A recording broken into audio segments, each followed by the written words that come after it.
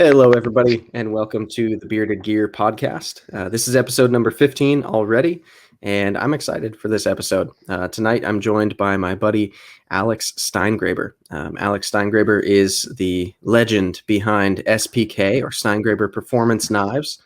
He's been making fixed blades for the last little while, and two models currently, at least that I'm aware of. And we're going to talk fixed blades, probably heat treat, probably steels, probably edge geometry, all kinds of nerdy stuff that he knows more about than I do. So I'm excited to have a brain in the room who retains that kind of information. How are you doing tonight, Alex? Not too bad, man. How you doing? I'm doing well. So I have watched quite a few interviews with you. You've done interviews with Jason and Tom in the Millie Club. I feel like, did you do one with Bob, the Knife Junkie? Or am I crazy? Yeah, I did one with Bob last year over the summer. Yeah. Okay. I've seen you in a couple of interviews. Plus, you're live on Instagram a lot, and I try to pop in when I catch it, and I see you on there. So I've personally learned quite a bit about you. But for the sake of, there will probably be quite a few people listening to this who don't know who you are yet, which is part of the goal of having makers on here that people can learn about them. How would you describe yourself? Are you a knife maker? Are you a knife enthusiast? What is your definition of who you are in the knife world? I think a lot of it all. I know a lot of guys have similar stories, but a lot of it for me started back when I was a younger kid. I can remember going to my grandparents, and my grandfather just had like a giant knife and a steel, and he was just going back and forth on it, and he would and he'd make us laugh and stuff. And I was like, oh man, that's really cool. I just want to be just like that guy. And I just remember being young and wanting to be like him. And then as years went on, he would show me more and more about making things. And I was always interested in just taking things apart, just like whether it be toys or just, my mom's blender or whatever. And as the years went on, I got into like Boy Scouts and knives, because that was a big thing, is, having your tote and chip and having knives. Yeah. And my grandfather kind of influenced me more and more and more, and kind of was like, the guy, like, here, have this knife and stuff like that. And I went to like a carnival one time and won a bunch of crappy little slip joint knives, and brought them home and got them taken away. So knives have always been, a part of my life. And then it wasn't until I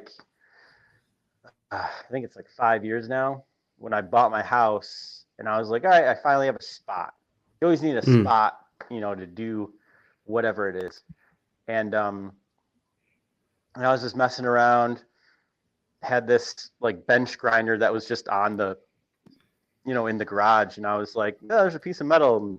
And, I was like, oh, I made a thing. Cool. And I was like, oh, I should get into making knives. And so I started to, tinker around with designs and stuff. And that was a big thing, like starting to get into design for me. Because it's like, for instance, I have a knife right here. This is pretty old. Like, this is a dated knife. So like back in the day, somebody would buy this and it'd be like we're going to have, turkey and we're going to carve stuff. And it's like very simple design. It looks like you would spread butter on a really large piece of toast with that knife. Yeah. Right. Exactly. So, I mean, trying to figure out, so I just kind of picked a design that I liked and saw, and I tried to not so much copy it, but emulate it, I guess. And I did my best to emulate it. And it was a little small hunter knife. I don't even have it here with me. Actually, I have a template right here. This is the knife. This is the first knife that I designed. And, thick handle and kind of your pinky's hanging off of it. And I was like, this is cool. Yeah. So I made a couple of these, and out of an old buzzsaw blade, no idea what steel it is, probably like a 1080 series or whatever. and heat treated it myself with a blowtorch and all that, tempered it in a toaster oven, and I had a knife. And so my brother, my stepbrother, actually, he was like, hey, I know this taxidermy guy, he's into knives, let me give you his number. So I showed him my stuff, and he's like, oh, it's really cool, it looks so rustic. And mind you, I don't know if he's being nice to me, but like, I guess the rustic look was like, it looked like garbage. I don't know. Like, I thought it looked like garbage. Well, I didn't at the time, but now that I look back, I was like, that's garbage. Yeah. So he was like, yeah, I'll just make a bunch of them and I'll put them in my shop. So I was like, okay. I think I made like 8 of them. And like, that was like a lot of work, because it was like, I had a full-time job.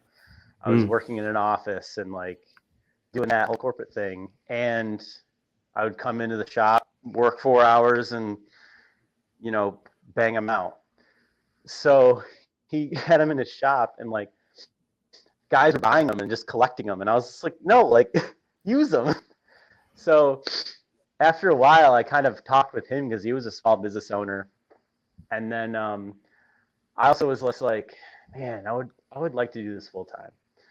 Some point in my life when I'm old or whatever, I had no inclination of doing it when I was, my current age.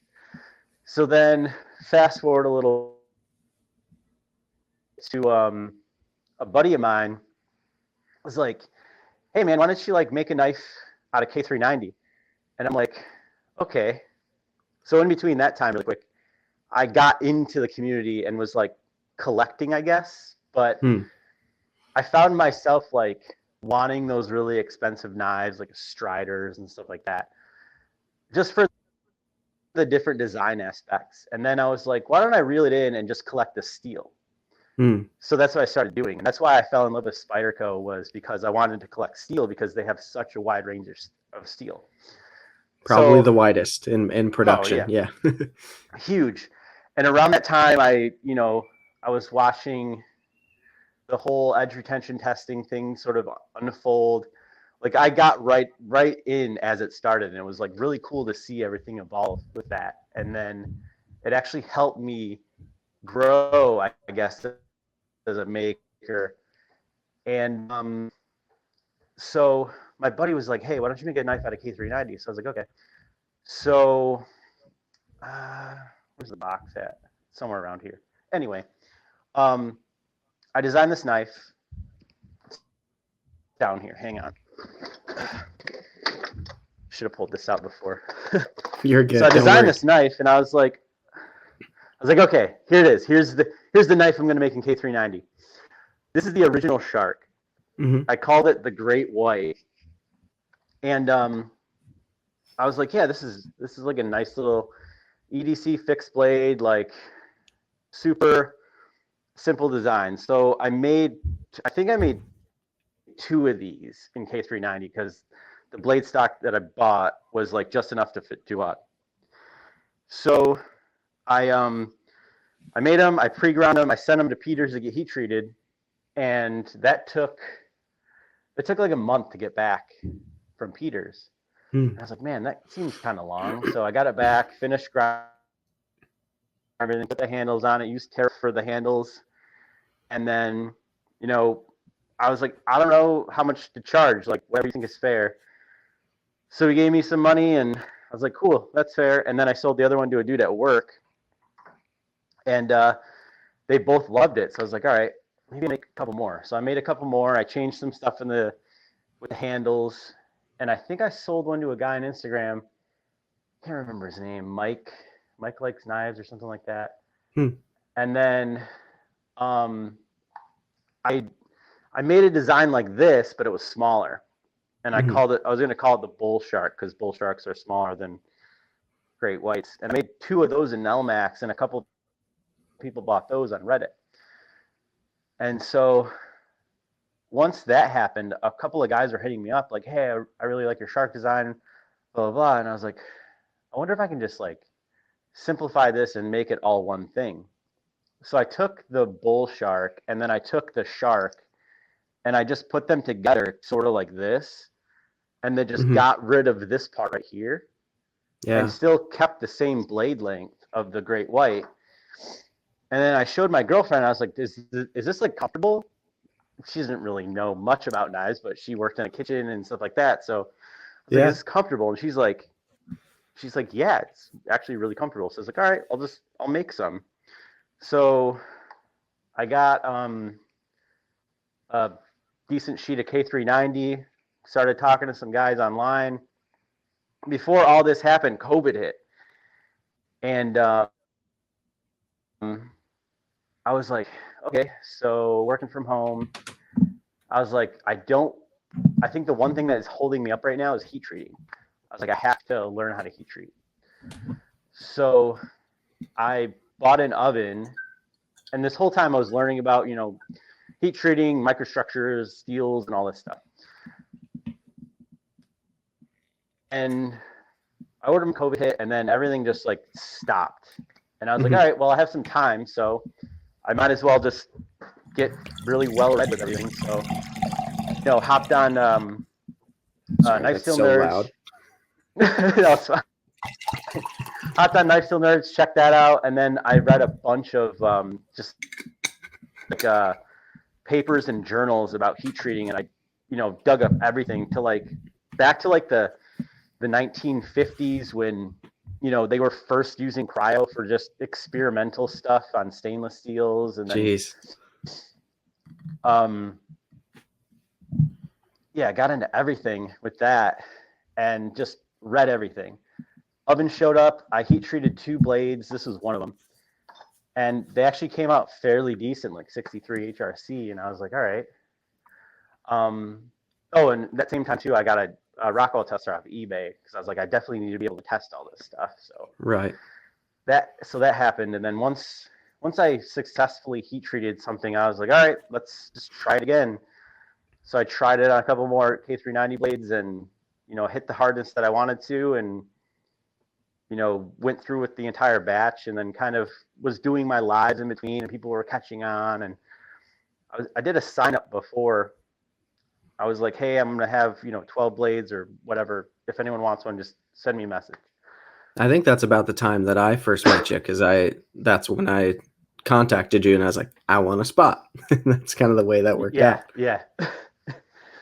Yeah, it was weird because I didn't think anything was going to come of it. And then a lot of guys popped on, and that first batch, I remember that first batch, it sold out. And I was like, all right, this is cool. And then I kind of I let them go, and I was like, cool, now what? And then I picked the next steel, and it was Crewware because everyone was interested in Crewware. So then I kind of use my feeds to kind of get feedback into the design, into my whole process, into what steel should I pick, all of that stuff. And it kind of worked out.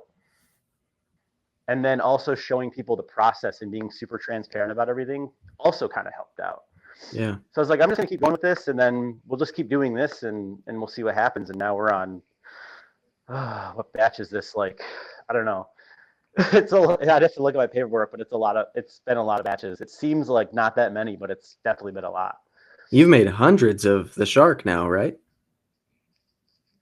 Yeah. Last year I pulled some KPIs, and I made, in that small span of time, I think I started during the summer to December, I think I made over 350 knives, including Sasquatches and sharks. That's epic. And this so year far we're in already past 300, 2021, yeah, you've been cranking. So yeah, there's a lot to unpack there about your story and getting to now. But I think it's really cool. One of the things that has drawn me to you specifically has been, like you said, there's a certain amount of transparency that you provide as a maker, where you're letting people see the process and nothing is a secret, and it's all like science and you working, right? And something that I've kind of gotten into the weeds a few times about has been heat treating specifically, and how a lot of up until pretty recently, and I think there's even still traces of it, a lot of people in the community think that certain brands or makers have some kind of secret sauce that they use during heat treat. And like, not to necessarily open this whole can of worms, but people will talk about Chris Reeve knives and their S35VN and how their S35VN is different because they have their own process that's blah, blah, blah, blah. I don't buy it. I think it's science and it's a recipe at a certain point. And one of the things that I love about you is it's like, I'm going for this HRC and this is the formula of how to get there. I'm going to follow it to a T, and you show people, and then you prove it by doing your own hardness testing before you're even sending the knives. So for you, have you noticed that same thing? Do you run into that perception that like people think there's some kind of secret voodoo magic going on with certain makers for their HRCs? And Yeah, for sure.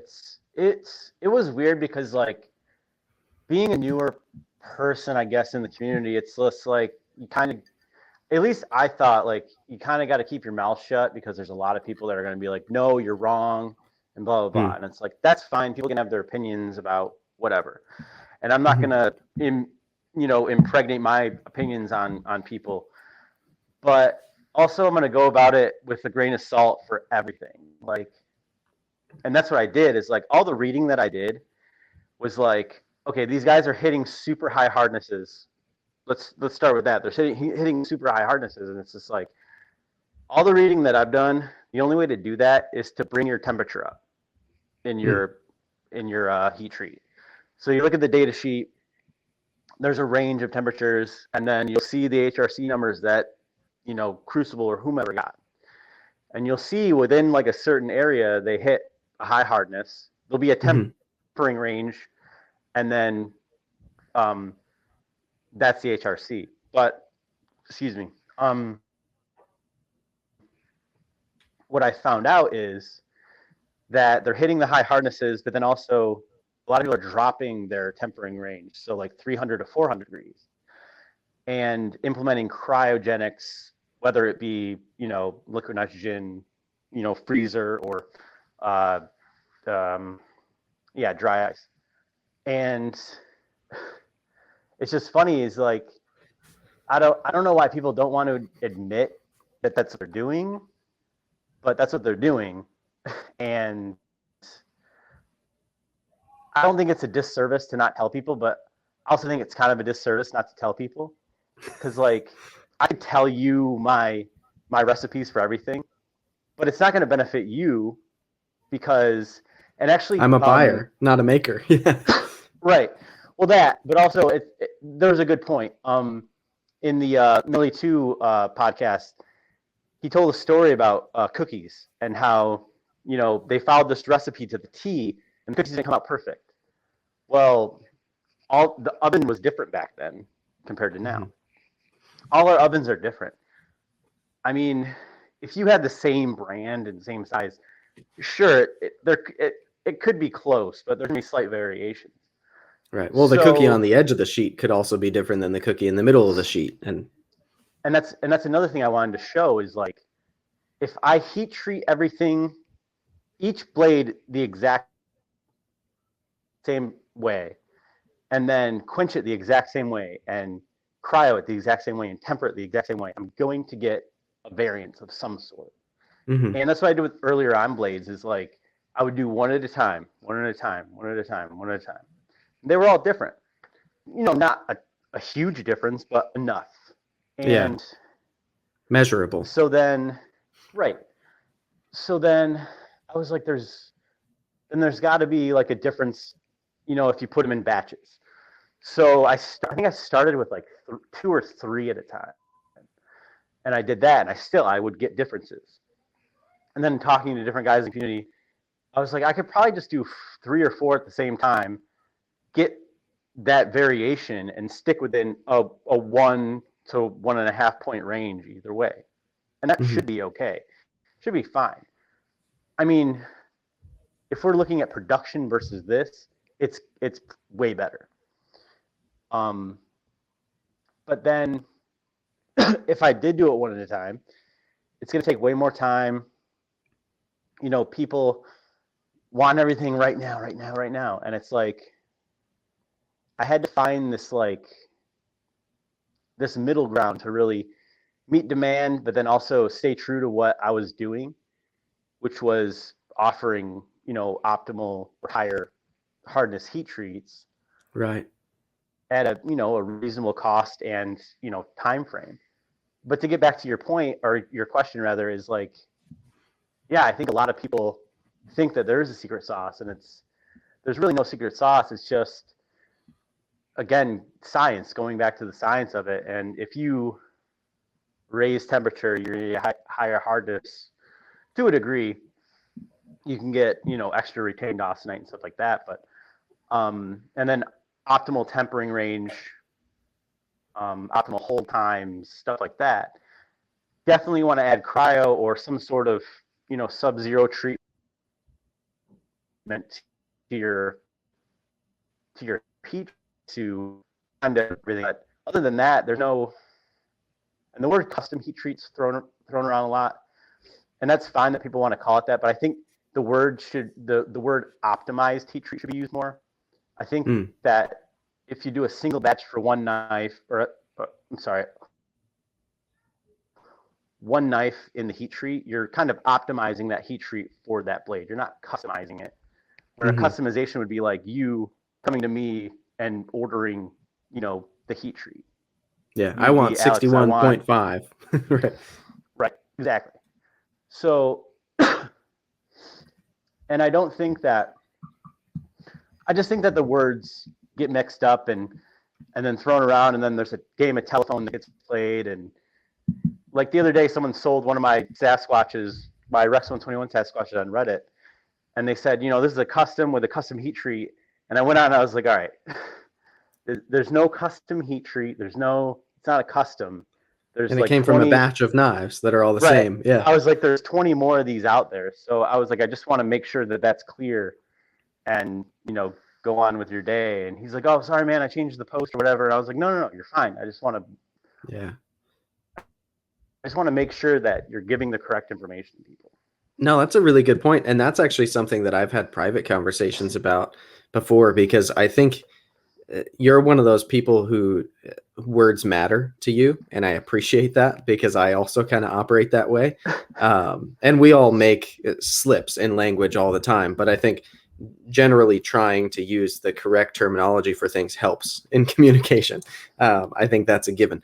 And so I've heard you talk before about the difference between what an actual custom is compared to other things. And even not just for your knives particularly, but for like the world of custom knives. I think that's a term that gets thrown around way too loosely. And I didn't necessarily realize that until I'd heard you mention it. Like, people call a custom, they call a lot of things that aren't custom at all customs, like that guy with your Sasquatch, or people with a Koenig Arius. Just because it has a different finish on it and they made 5 of them in this run, all of a sudden they're like, this is a custom Arius because they anodized it this color. It's like, that's not a custom. A custom means you tell the maker exactly what you want and they make it according to your specifications, right? Like, you buying it from a drop, it can't be a custom.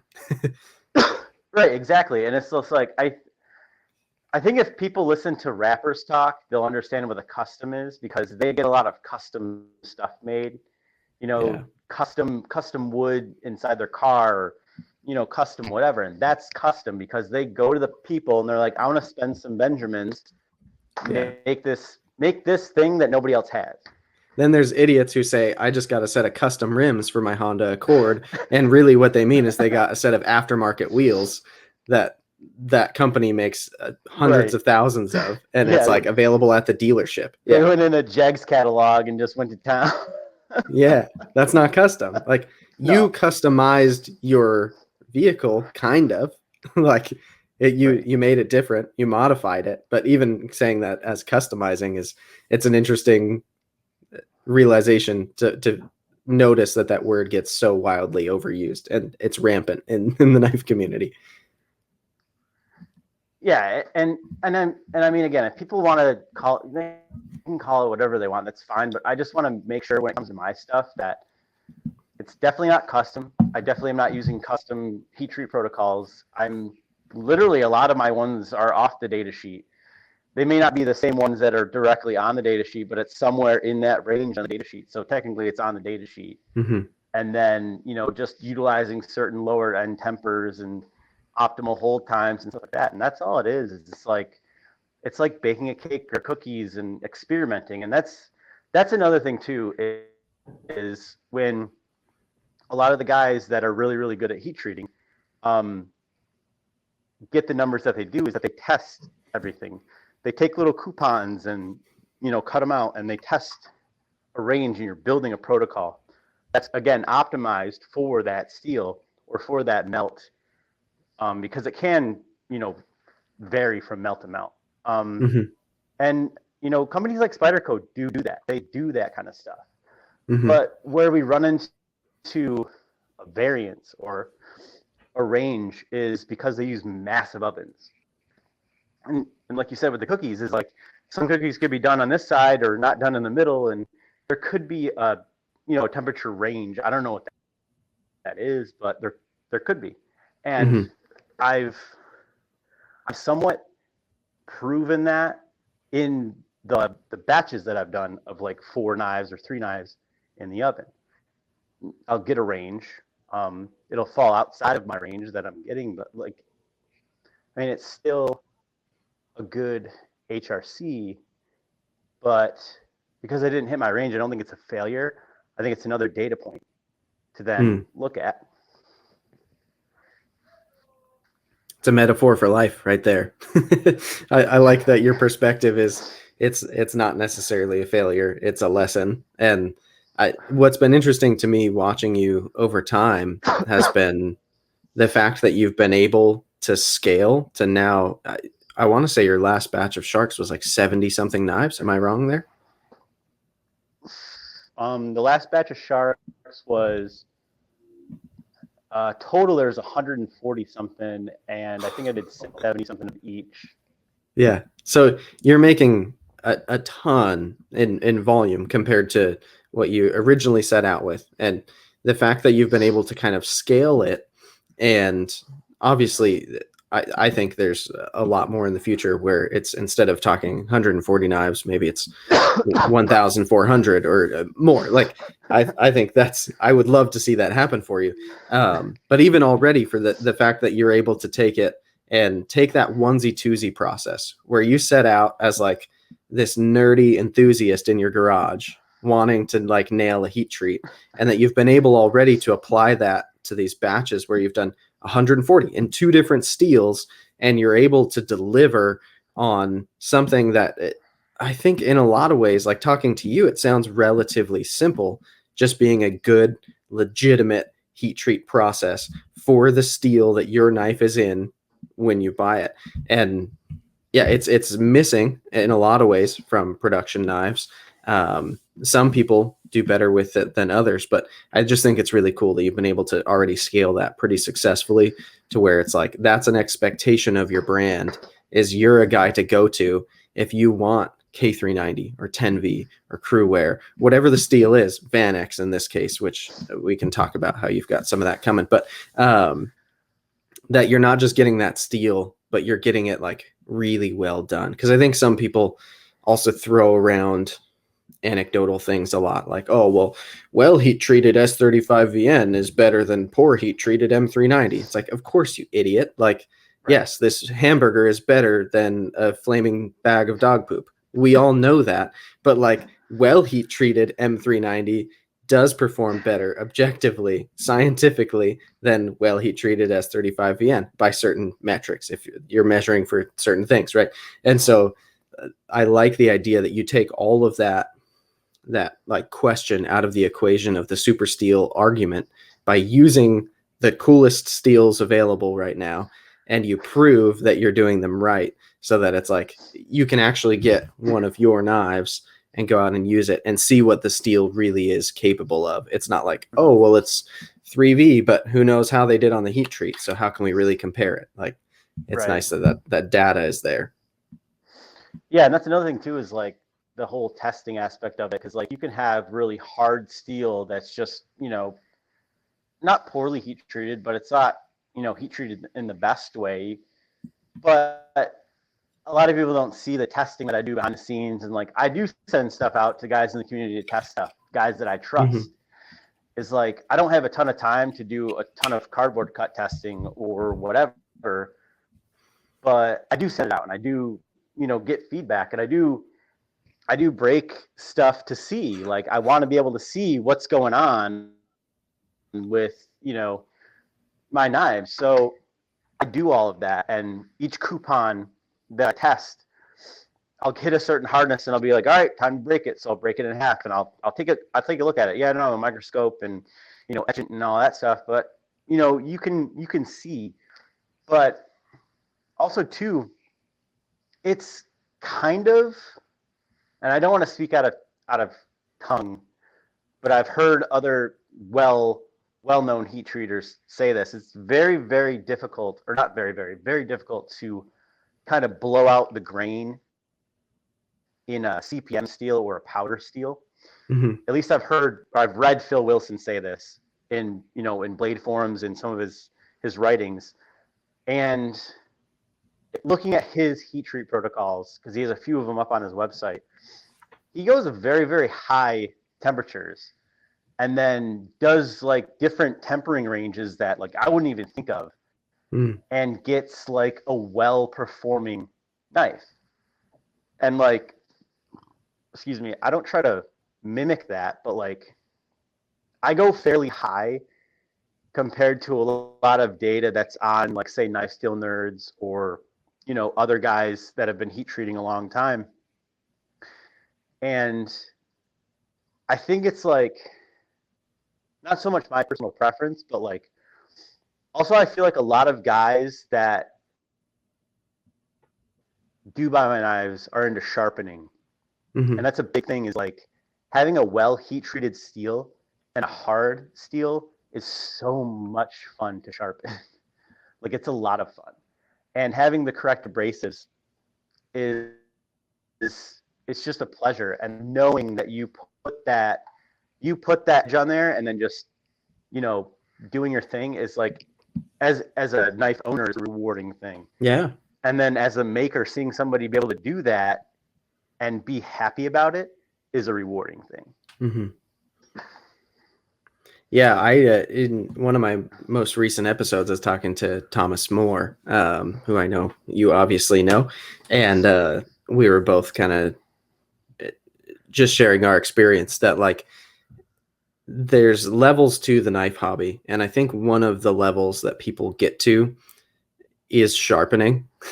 Where, at least for me, like when I started getting into like being an enthusiast and collecting and all that, I didn't really have proper good sharpening equipment. I had like a Spyderco sharp maker that was actually my dad's I was borrowing, and then I got a Lansky, which was like okay, like you can do okay on a Lansky, but it really shifted for me when I got a KME with diamond stones, and I'm still like, compared to some guys, I'm on a rookie setup, right? But it's all relative. But yeah, the sensation when you're using a knife with an edge you put on it, and you've taken that time of experiencing putting the edge on, feeling it through the process, and then you're using it, it's like this next level connection with the gear that you're using when you've like invested your own time and effort into it. And it can also be scary on nicer knives when you're learning how to sharpen. And so it's like this dance you're doing with your own fear, but you want to put your own edge on it. And it's like, it's a cool thing. And yeah, I like that you're somebody who, yeah, it's just another thing you take into account, that like the end user, a lot of your customers are those guys who, and I'm friends with several of them who do that testing and are super into sharpening and are always buying new sharpening equipment and feeling it out. And those guys unanimously seem to love your knives, which I think is a testament to what kind of attention you put into them. Yeah. And like, that was the thing too, is like when I first started out, the only thing I knew about sharpening was that, my grandfather just doing it on the steel. Yeah. And, every once in a while he would sharpen on like a stone or whatever. But then as I got into it and collecting steels, I was like, I need to learn how to make this my own.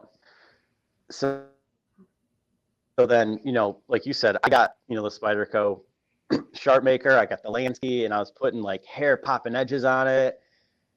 And then I was like, but I want to be able to by hand. Mm. So then I bought like I think it was like the DMT Magna Glide, whatever. It's like a little, it looks like a bally song I've with seen a those. sharpening stone in it. Yeah. And so I picked up one of those and just did it, and then practice and practice and practice, and I finally was able to get like a nice edge off of it. Hmm. And that's where it really like it all tied together was that moment, and then just like I need to go as far as I can into sharpening with not getting too crazy, because you can get pretty crazy with sharpening and spending a lot of money, but then also, bring it back to the hobby side, and and really pump out a product that I can be happy with and proud of. And then also when somebody gets it in their hand, they're just like, this is awesome. And then they sharpen it and they're like, oh my God, you know? And there was a kid the other day that put a video up. He did he took the edge off that I put on and then just did his own sharpening. And he's like, this thing is amazing to sharpen. And I was like, those are the words that I wanted to hear. Yeah.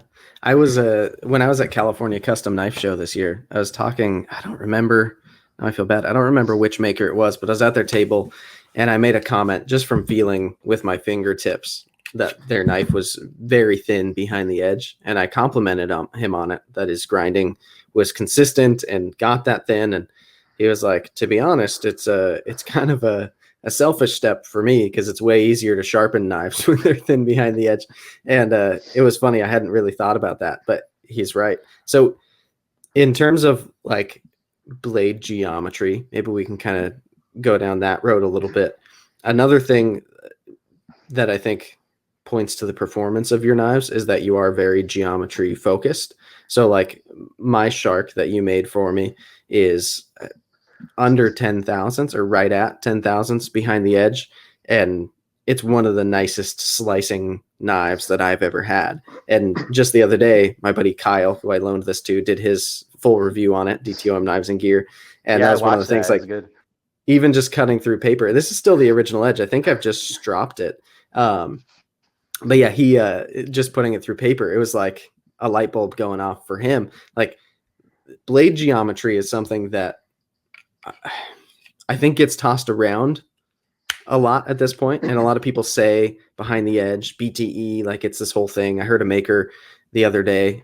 I'm not going to say their name, but it aggravated me the way they were talking about it. Like they were so upset that people are concerned with behind the edge thickness. They thought it was the dumbest thing ever, and I was like, I lost so much respect for the maker because to me, as I cut things, specifically many of the things I cut in an EDC environment, cardboard and paper and tape and like plastic clamshell packaging, like medium density type stuff, that's one of the biggest differences in cutting performance.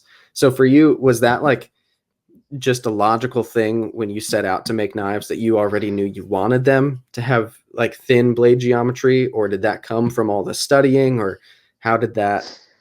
It it really came from, a lot of it came from the community, a lot of it came from the studying, but then also, I mean, if you look at older knives, so take this knife for instance, like the geometry on this is super thin.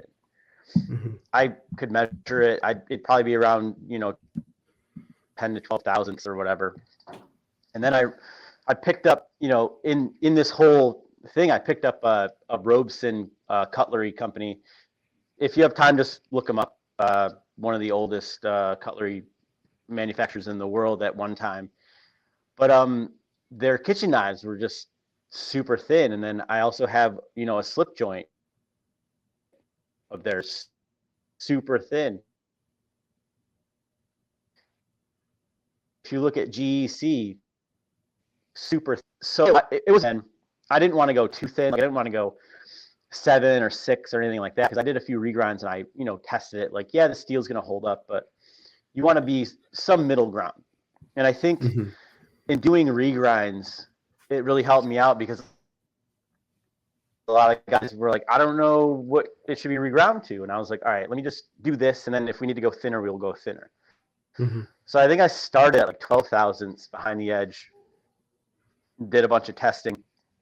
And then I was like, I wonder if I can go a little bit thinner. So I went down to 10. and that's pretty much my standard now is 10. And I think once you get, in my opinion, and this is my opinion, once you get past a certain point of thinness, you sort of limit your use. And I don't mean limit your use with like ODC tasks, because like it's like cutting cardboard and stuff like that. It's fine. But I think overall limiting your use if you go way too thin, and that's fine if you're marketing like this is a kitchen knife, or this is a skinning knife or whatever.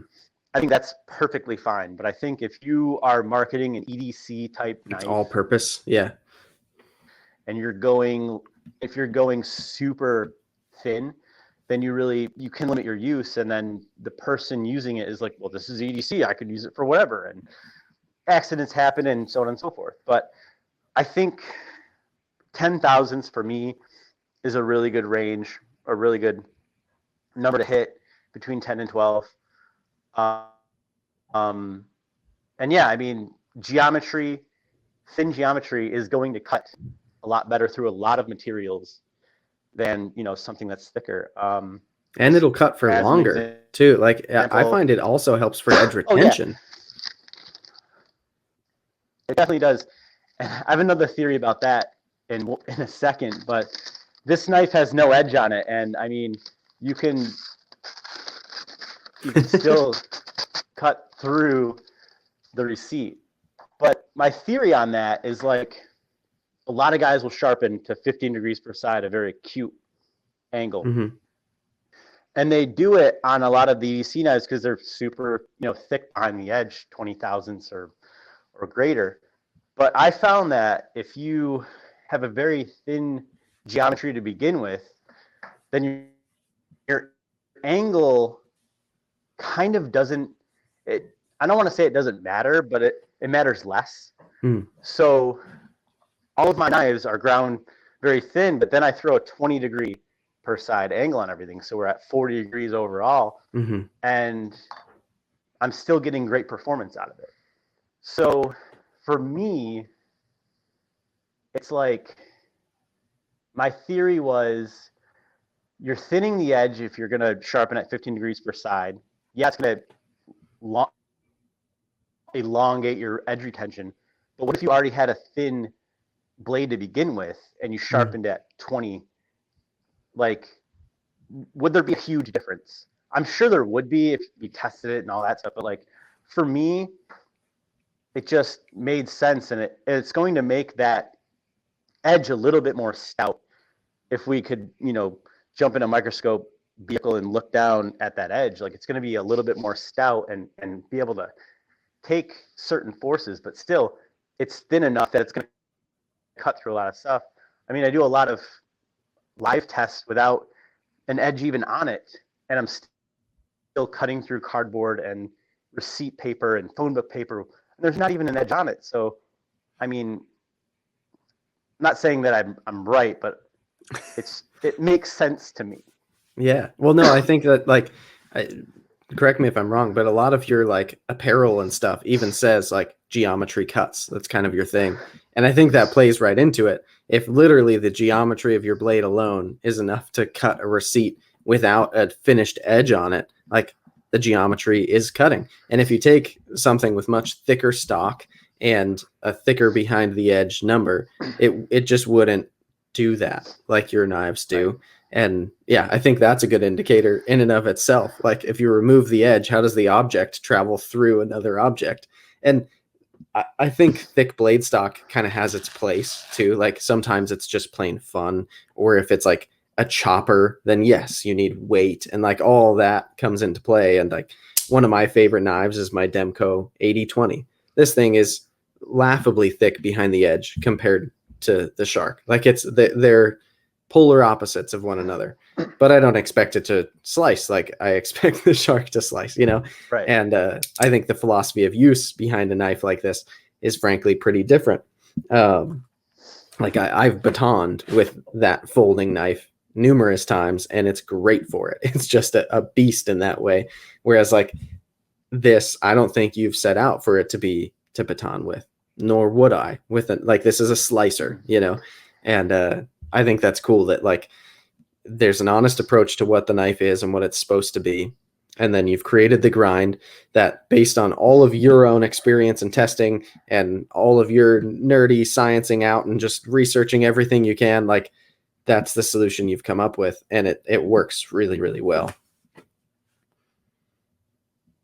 Yeah, for sure. And like, I mean, I've done a couple of tests where like I've hammered through a little finishing nail or whatever. And like, I'm not trying to like be like, oh, this knife can cut through anything. It's super thin. That's not the intention at all. It's merely showing the stability of the edge. But we have to, like you said, you have to remember is like there's column A and there's column B. Like, and that's another thing is if people just chose the steel, the geometry for use, then they'd love knives a little bit more, because then there's a lot of guys that have like, you know, giant SEs and other big knives, and that's their camp knife, and that's what they do with that. And then you have like these knives and, you know, certain other knives with very thin geometry for very precise cuts, you know, food prep or whatever. And I think having one knife that fits all the boxes, it's probably not impossible to make, but why would you want it? Why would you want one knife that fits all the boxes? I mean, that's the whole point of collecting knives, is so you have more than one. Right. And that's often the justification too, is like, I have a good everyday carry knife and I have a great outdoors knife, but what I don't have is a great fishing folding knife, and I'm going fishing next week. So I have to have a knife that's built for like, and that you find these use cases, and it's like, then you try to find the perfect one for that. And that can be some of the fun of collecting. I totally agree with that. Yeah, exactly. And like, that's kind of what I want to build my products around, is like, yeah, I came out with 2 EDC fixed blades that have, you know, nice geometry and can cut, but I also want to experiment with like, you know, bigger camp knives, have different types of steel that have optimal geometry for that too, if you really want to go crazy with it. Yeah. So I just want to fit the HRC and the steel and the geometry with the use. That's really what I want to do. And I think that there's a lot of companies out there, they'll have different lines and they'll be like, well, this is in this steel and blah, blah, blah. And they don't mention any other details. They just say it's in this steel for this. And it's just like, okay, but like, if I'm buying a car, like, yeah, it's cool that it can, that it's like, you know, this many horsepower, but like, can it fit my whole family in there or whatever, right. You know? Yeah, no, I think it's awesome to hear you say that you want to create knives for other use cases as well, because I don't know, like, genuinely, this isn't just me like trying to blow smoke or just put wind in your sails for no reason, but you're like, I have one of your knives and it's the Shark, right? And this is one of the highest performance knives that I've ever had. And I think the like performance part of your name for these knives is what I associate with your brand. But for me, this is just one use case. And so the idea that if you were to make a robust camp knife that is designed to be able to do some chopping and batoning and handle those like heavier duty, thicker type tasks, you know, like I'm super intrigued to see what you come up with, because that's also a use case that I enjoy for myself personally. I spend a lot of time outdoors. I'm going camping this coming week. Camping is the wrong term. My family's all going, and it's glamping, basically a hotel. But like, I'll have a big fixed blade with me and my hatchet, and I'll be splitting some firewood. And it's like, I love having really good tools for that kind of stuff. Just like I love having really good tools for all of my EDC tasks. Like, there's something that I don't know whether it's a man thing. I've never been a woman, but like the sensation of having like the best feasible tool for a job in the moment that the job needs to be done, it could be unique to me. I love that. I love being the guy who's there with the best thing for what needs to be done. And so if my hatchet is the best one there in camp, that makes me feel good. If my folding knife is the best one in my pocket when I need to open my daughter's Barbie and there's other people around, yes, I will be that guy who flexes and has the coolest thing. Like, that feels great. And so if you make like the highest performance that you can come up with option for that use case and a bunch of others, like, I think that's an awesome way to look at it, where it's like you're looking at a use case and you're creating the solution for the best way you can figure out to do it, instead of just like, here's another design I thought looked cool, and now I'm going to say it's a tactical knife because it looks kind of tactical. Like, I bet if you made a tactical knife, you'd look at it like, what are the things that make a tactical knife best at its job? And then how do I get it there? Like, it's more scientific, right, and deliberate. And I love that. Yeah. And if we look at a lot of companies, like let's take Spyderco, for instance, because they have the most designs out there. It's just like they have a whole salt series, and it's like they have a whole series dedicated to anti-corrosion in a knife. Yep. And that solves a problem. And that's what I want to do, is like take my design or the steel and try to solve a problem with it. Now, it's not going to be like a Nobel Prize type of thing, but it's going to be like for instance, like Medford has like a Marine Corps trench knife in S7.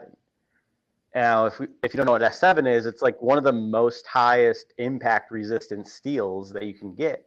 Right. So they have taken that and put it in an absolute bruiser of a knife, and like that knife, that's what that's made for. It's just made to just destroy on stuff. Mm-hmm. And then you have companies like Tops that have, everything's 1095.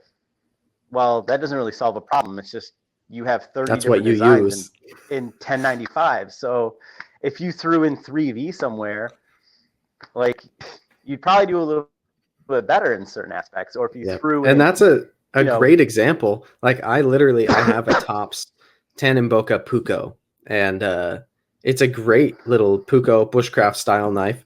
I've carried it on a ton of hikes. I've carried it camping, and it's great for like bushcrafty type of stuff. But I ended up getting, after that, the Benchmade Luku, which is the bigger version of their Puko, and that's in 3V. And I've noticed a difference in the performance in how that knife holds up for the same exact tasks, because they have virtually the same use case. That Puko has really impressed me. And I don't know what Benchmade's heat treat range was on that 3V. I know they've struggled with it on other knives, but it seems to me, from what I can tell as an end user, that they got it right, because that 3V performs really, really well. But it's like, if that Tops was in 3V, I might like it more because it has micarta handles. The size is a little bit less cumbersome for certain situations, but it's like, when I compare them side by side, the one that has the steel, that I would say, like, in terms of data, not even like my opinion, but for that use case, is kind of the better option. It makes sense to me. Like, why not use it? And yeah, I appreciate that your brain works that way, where it's like, if you're using 1095 just because that's all you use, then like, why is that all you use? Why not use some other stuff, Right. Yeah. And I mean, if you wanted to look at it further, like looking at a folder, like finding out the best, steel all around that could handle everything. And then even getting down to like the lock bar insert or the stop pin and stuff like that, and using different materials for that. Like, you could go crazy with a lot of this stuff. But I mean, as far as blade steel, heat treat, and geometry, I feel like that playing with those and kind of putting them into like this nice, not so much cacophony, but like a nice little silhouette of like what a knife should be and how it's going to solve problems, I feel like is a good thing to kind of, go after. And I think a lot of companies just have a lot of like, they have their fan base, and whatever they come out with, their fans are going to like it. It's like, but I never had a fan base until like recently. So it's like, I have to still maintain and stay true to what I was trying to do, or my intention was starting out. And just talking with guys in the community and like just picking their brain about different things has really helped me out. Like, I don't have a forum per se, but like, I always tell guys after I talk with them, I'm like, hey, if you have any questions about anything, just just DM me. I have no issues. Like I'll answer it when I can get to it. And I'll ask guys questions about stuff, and I'll be like, so like, what about like pry bars, or what about like this, and like, what do you find that is lacking in this knife versus this knife? And they'll tell me, and then I'll ask other guys, and I'll take all that data and just put it in my brain, and then come up with something. And then once I come up with something, then I'll release it, and then I can get more feedback and always be improving on all this stuff. Like starting from this to this, it's like it's a huge improvement. And then how can I make it easier for me to produce that, and implementing certain things and processes and stuff. And it's just the whole thing of solving that giant problem is what I love about this. I like making knives, don't get me wrong, but I like solving the problem and being able to come up with a solution. And if it's not the best solution, then getting feedback and then coming up with a better one. Yeah. Well, I think a lot of companies too, and you alluded to it, there's like anything that they make at a certain point for certain brands is just going to sell because they have a following and there's collectability and there's a lot of things that feed into that. I don't think that's necessarily always a bad thing. I think there should be some level of responsibility that companies take when they get to that point, that they keep making good things, regardless of that hype or whatever you want to call it. But it has happened, and I've seen it happen, where something will come out and it has a lot of sizzle, but there ultimately is like no stake behind the sizzle. It's just like, it was a hype knife, and it came out and a lot of people were excited about it and the brand and everything seemed right. And then it like comes out and it's just maybe kind of lazy, or, like I like that you recognize that you started without that. And so you didn't have the luxury of just putting out sizzle. You had to put out steak. And the fact that you see it already as like, I can't let go of that. Like I have to hang on to the performance and the meat of what I actually make. Because I think if you are able to do that, and as a lesson for anybody who's looking to get into making, me being on the outside looking in, I think if you can build off of that and keep that going long term, if people realize that you're a brand that like just does what you say, like just creates a performance knife that is optimized for what it's supposed to do, then like people can have nitpicky little things about the design or about your sheath or whatever it is, right? People can find something that they may not personally love about the knife. But what I don't think people could really argue is that it doesn't perform well. like that will be the fallback at all times, is like you can hold it in your hand and use it to cut things, and it will do better than virtually anything else you can buy at that task. And so like that's a really cool thing that a lot of people, they strike a different balance. Maybe they're way more focused on the way things look or the way things are like super intricately finished, or not to say those are bad things and not to say your knives aren't finished well or don't look good, but like the fact that you can fall back on that performance and your plan is to stay in that lane is it's what makes you different. And it shouldn't be that different. I think like it's kind of frustrating that you're unique in that way, but you're unique in the sense that you're so performance driven.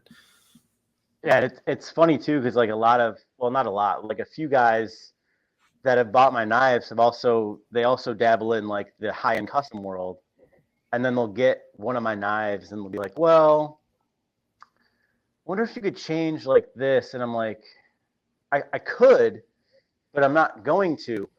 But like, what other things do you think? And they'll be like, no, just that one thing. And then they kind of won't talk to me for a while, and then they'll talk to me later on and everything's fine. Mm-hmm. And it's funny you bring up the sheath thing, is like, that's the thing that I struggle with so bad, is like sheaths. It's like I even got to the point where I reached out to a sheath making company and they just ghosted me and didn't even talk to me. And I'm like, come on. I'm like, I will pay whatever to get these made for this knife. And then, I changed like the rivets. I added more rivets, and then I changed the spacing on the rivets to accommodate other, mounting configurations. I got rid of the Alti clip because people didn't like it, and then people want me to bring it back. So it's like, if that's the only thing that's being like torn apart on a knife, I'm happy. It's not even like, the knife. Yeah. Right. It's not even the actual product. Like there's guys that are like, I don't even need a sheath. Do you know anyone who makes leather stuff? I'm like, you know what? Yeah, here, go over there. And they will buy a leather case for it. And then they're Yeah. happy.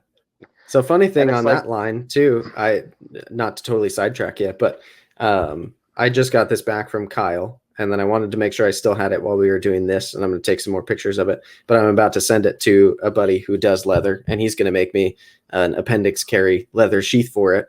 And having mine there to model it off of, we'll then be able to make them. So I hope that's something you're cool with, but there will be another person on the aftermarket who's making an auxiliary product that people can buy. And that's my favorite way to carry an EDC fixed blade is appendix horizontal. And so he's going to make a rig. It's Oak City leather. He already does stuff for like giant mouse knives. And that's actually, that's one company that I posted on the Facebook group. That's now a thing now. I'm a moderator in it. Yeah. It's SPK. And like, I know it's crazy. It's like, I was doing a live the other day and some guys like, hey, like, can we make a Facebook group? Do you mind? And I was like, sure, I guess. And then here we are. And it's like, it's super weird. It's super surreal. And like, I don't know, but yeah, Oak City's the guy that I put up there too. And like, yeah, Dylan's rad. He's a really cool guy. To do like aftermarket anything, go for it. Because there's a dude that like was making just custom handles for like custom scales for like the shark, and I'm buddies with him. I talk to him almost every day, and I was like, dude, I'm just gonna keep throwing your name until I can get stuff figured out on my end to give extra scales and stuff. Is that cool? And he's like, yeah, I don't care. That's awesome. I'm like, go for it. So it's like cool because like I started out with basically nothing in the community. And then I'm helping out other guys too. And like, that's what I like too, is like, it's an actual community and I can actually help out other guys. So yeah, if other guys, want to do mods and stuff on the knife, it's yours. Like, it's definitely not a custom. You can do whatever you want. Yeah, dude, that Facebook group is actually already taking off pretty well. There's a lot of members already. And it's funny. So yeah. I got invited to it by some of the guys who started it were buddies already. They invited me right away and I joined it. And there's a few people, not to like toot my own horn, I don't want to sound like I'm a bigger deal than I am, but there's a few people in there who became aware of your knives and got theirs because of videos that I did of mine. And so people keep tagging me in pictures and stuff in there. And one of the guys who started it was like, hey man, will you be an admin? And I was like, admin? No way. Like I hardly have time to be on Facebook enough to like engage as much as I want to, but like, yes, I'll be a moderator in it. And I wouldn't for many groups, but like your knives are different. And I know you and I like you and I know the guys in there. And so it's cool. It's a fun place already for just having started like a week or two ago. Awesome. Yeah, so crazy.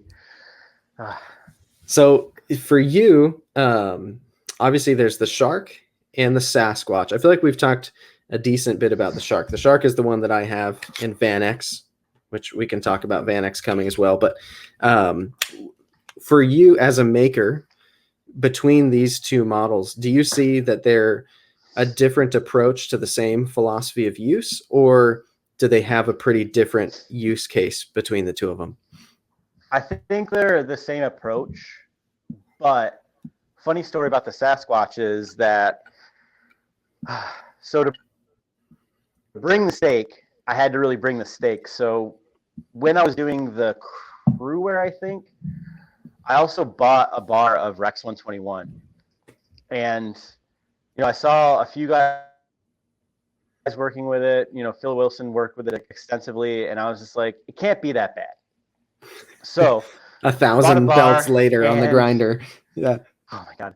So I bought a bar and I was like, all right, I don't want this to be in a Shark because I just want to set it, like separate the two, I guess, and just only focus on this steel and this model. So I designed the Sasquatch, which started out as 8 knives and then got it whittled down to that one knife. And I have 8 other EDC fixed blades that are just lying around that are designs. And that was the one. So I made a prototype. I tested it out. I sent it to a buddy. He said, maybe change the grind and then add a choil and then you should be good. So I did that. And then that became the Sasquatch. And it was meant to just house the Rex 121 and be like this older rustic, like, modern knife. Has a different vibe to it than the Shark. Totally. Yeah, and that's why I wanted to just keep the micarta scheme going on that one and just save the Shark for other crazy stuff. And then it dawned on me that like I don't want to be grinding Rex 121 in that model forever. So I was like, why don't I just change the steel? So I was originally going to go with 3V and then drop the hardness down to 60, 61, make it like a little camp knife. But then I was like, but it has a small blade. It's not going to be battened into stuff, so it doesn't really matter. Mm-hmm. So I was like, all right, M4 it is. So I picked M4 because M4 is older. It's tried and true. It started out as like, an older tool steel. So I was like, I'll just get M4 and we'll bump the hardness up and then it'll be just another thing to complement the Shark. And so that's what I did is, just released those out into the wild. And it was funny because like my girlfriend's like, good luck with the drop. And I was like, thanks. And then they started to sell and then it wasn't like it wasn't like Shark numbers, but it sold out. And then I was like thinking about it. I was like, that's not a failure. It's still a success because nobody even knows about the Sasquatch. Like there's maybe 20 guys that know about the Sasquatch and they're guys that I've talked to on a regular basis. So yeah, getting that one out there too was a big thing for me is like a lot of guys saw the Shark, they wanted the Shark, and then they're like, but wait, I also want to get his other knife. I didn't know he had another knife. And then they bought that one. So I think from now on, I'm going to keep that one and just, tool steel, older tool steels. Someone mentioned a stainless route, so I might try a stainless tool steel. But I want to maintain that older rustic appeal. So I'm going to keep, doing micarta and then keep doing the liners on it because I think that adds a little bit of a flair to it. Not many people do that. And I think it sets it apart really. And, but yeah, I think I like that knife as far as holding it a little bit better than the Shark. But for, a lot of EDC tasks, I like the Shark. But man, the Sasquatch is fun to sharpen, fun to hold. You can really get into tight spaces with it, and you have that full purchase on it with not a super long blade. And I think that's one thing that, at least that I've noticed, is a lot of older guys, I feel like will just take a box, they'll split it in half, and they'll be like, this is the handle, this is the blade, and then that's it. And it's just like, okay, but like if you're going to have an EDC, you don't need a giant blade with a small handle. You want the opposite. You want a smaller blade with a pretty decent sized handle to hold onto it. Like you're not cutting way out here. You're mostly cutting right here. So that's kind of the approach that I took with the Sasquatch, but it was supposed to house Rex 121 forever. And here we are. Yeah, I think so. That's an interesting point you made about like the blade to handle ratio, because it's one of those things where like aesthetically, I always love it when there's like, if it's a folder, the more it appears like there's as much blade as there is handle, the more I like it. Obviously on a folder, you're limited, right? Otherwise your tip is sticking outside of the scales and that's not okay. But like on fixed blades, I feel like I've always been drawn toward ones where the blade length far surpasses the size of the handle, because it's like, oh yeah, that looks so much cooler. Like Rambo's knife doesn't have short blade length. It's 3 times as long in blade than it is in handle. But you're right. Like the performance element of it, it's so true. Like it becomes cumbersome. If I were to try to use that Benchmade Luku that I already mentioned, that has a pretty decent size blade length. And as a camp knife, yes, that length matters because batoning through stuff and chopping, you need that size. But for the tasks these knives are designed to do, it works better. And I think you've done something intelligent too, where like both this and the Sasquatch, they don't look disproportionate either. Maybe it's how skinny the handle gets compared to the height of the blade or something you've done about this ratio.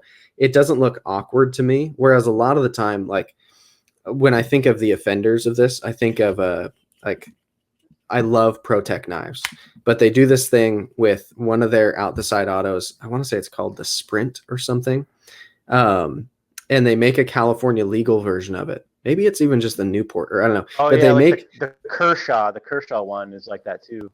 yeah, so they'll make it's the full size handle that the typical rest of the world gets, and then they make one with a 2-inch blade that goes in the same size handle, and it's like it fries my brain trying to look at the thing because I hate it so much. It's like just don't have an auto.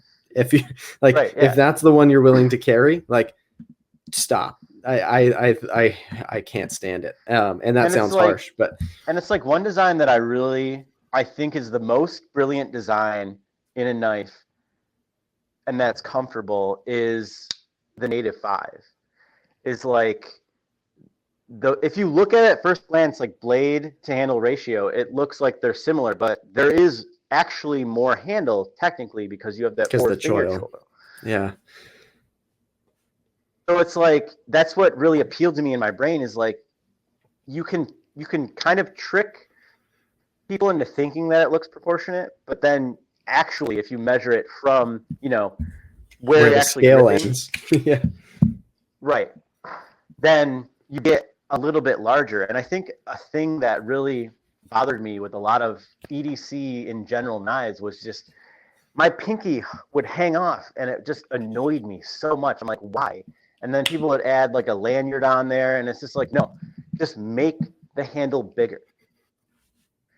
Yeah. Just do it. And then nothing would happen. It's just like, I'm just going to do it. And then I would do it, or I did it. And then I was just like, here it is. And then people are like, oh, I thought this was going to be totally different. And they hold it and they're like, wow, this is amazing. And then another thing was like just incorporating like a nice little curve right here. Because if you look at your palm kind of curves in the center and kind of fits right onto that handle nicely. So it's just something I always didn't like was just having like a straight handle. Like it would just go straight and then curve off and then they would do whatever. And it's just like, just play a little bit with splines and lines and arcs and stuff and it'll work out. And that's kind of what I did.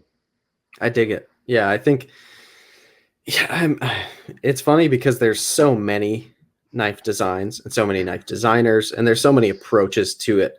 And it's like, I think it would be incorrect for me to call one way of doing it wrong per se, right? Because maybe their goal for the knife is just different than the way I would set out to do it.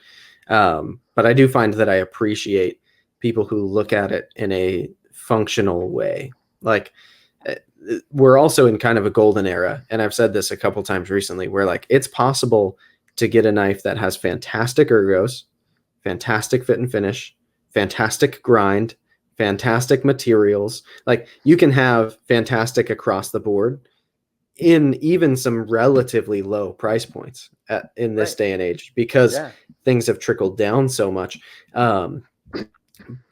But there are also a lot of cases where I've had knives that I thought were going to be great because they just look really cool or whatever the thing is that drew me in. And then it's like, if I get a knife in hand that isn't comfortable and sucks to hang on to, like it doesn't matter if the blade has really good cutting performance if the handle sucks.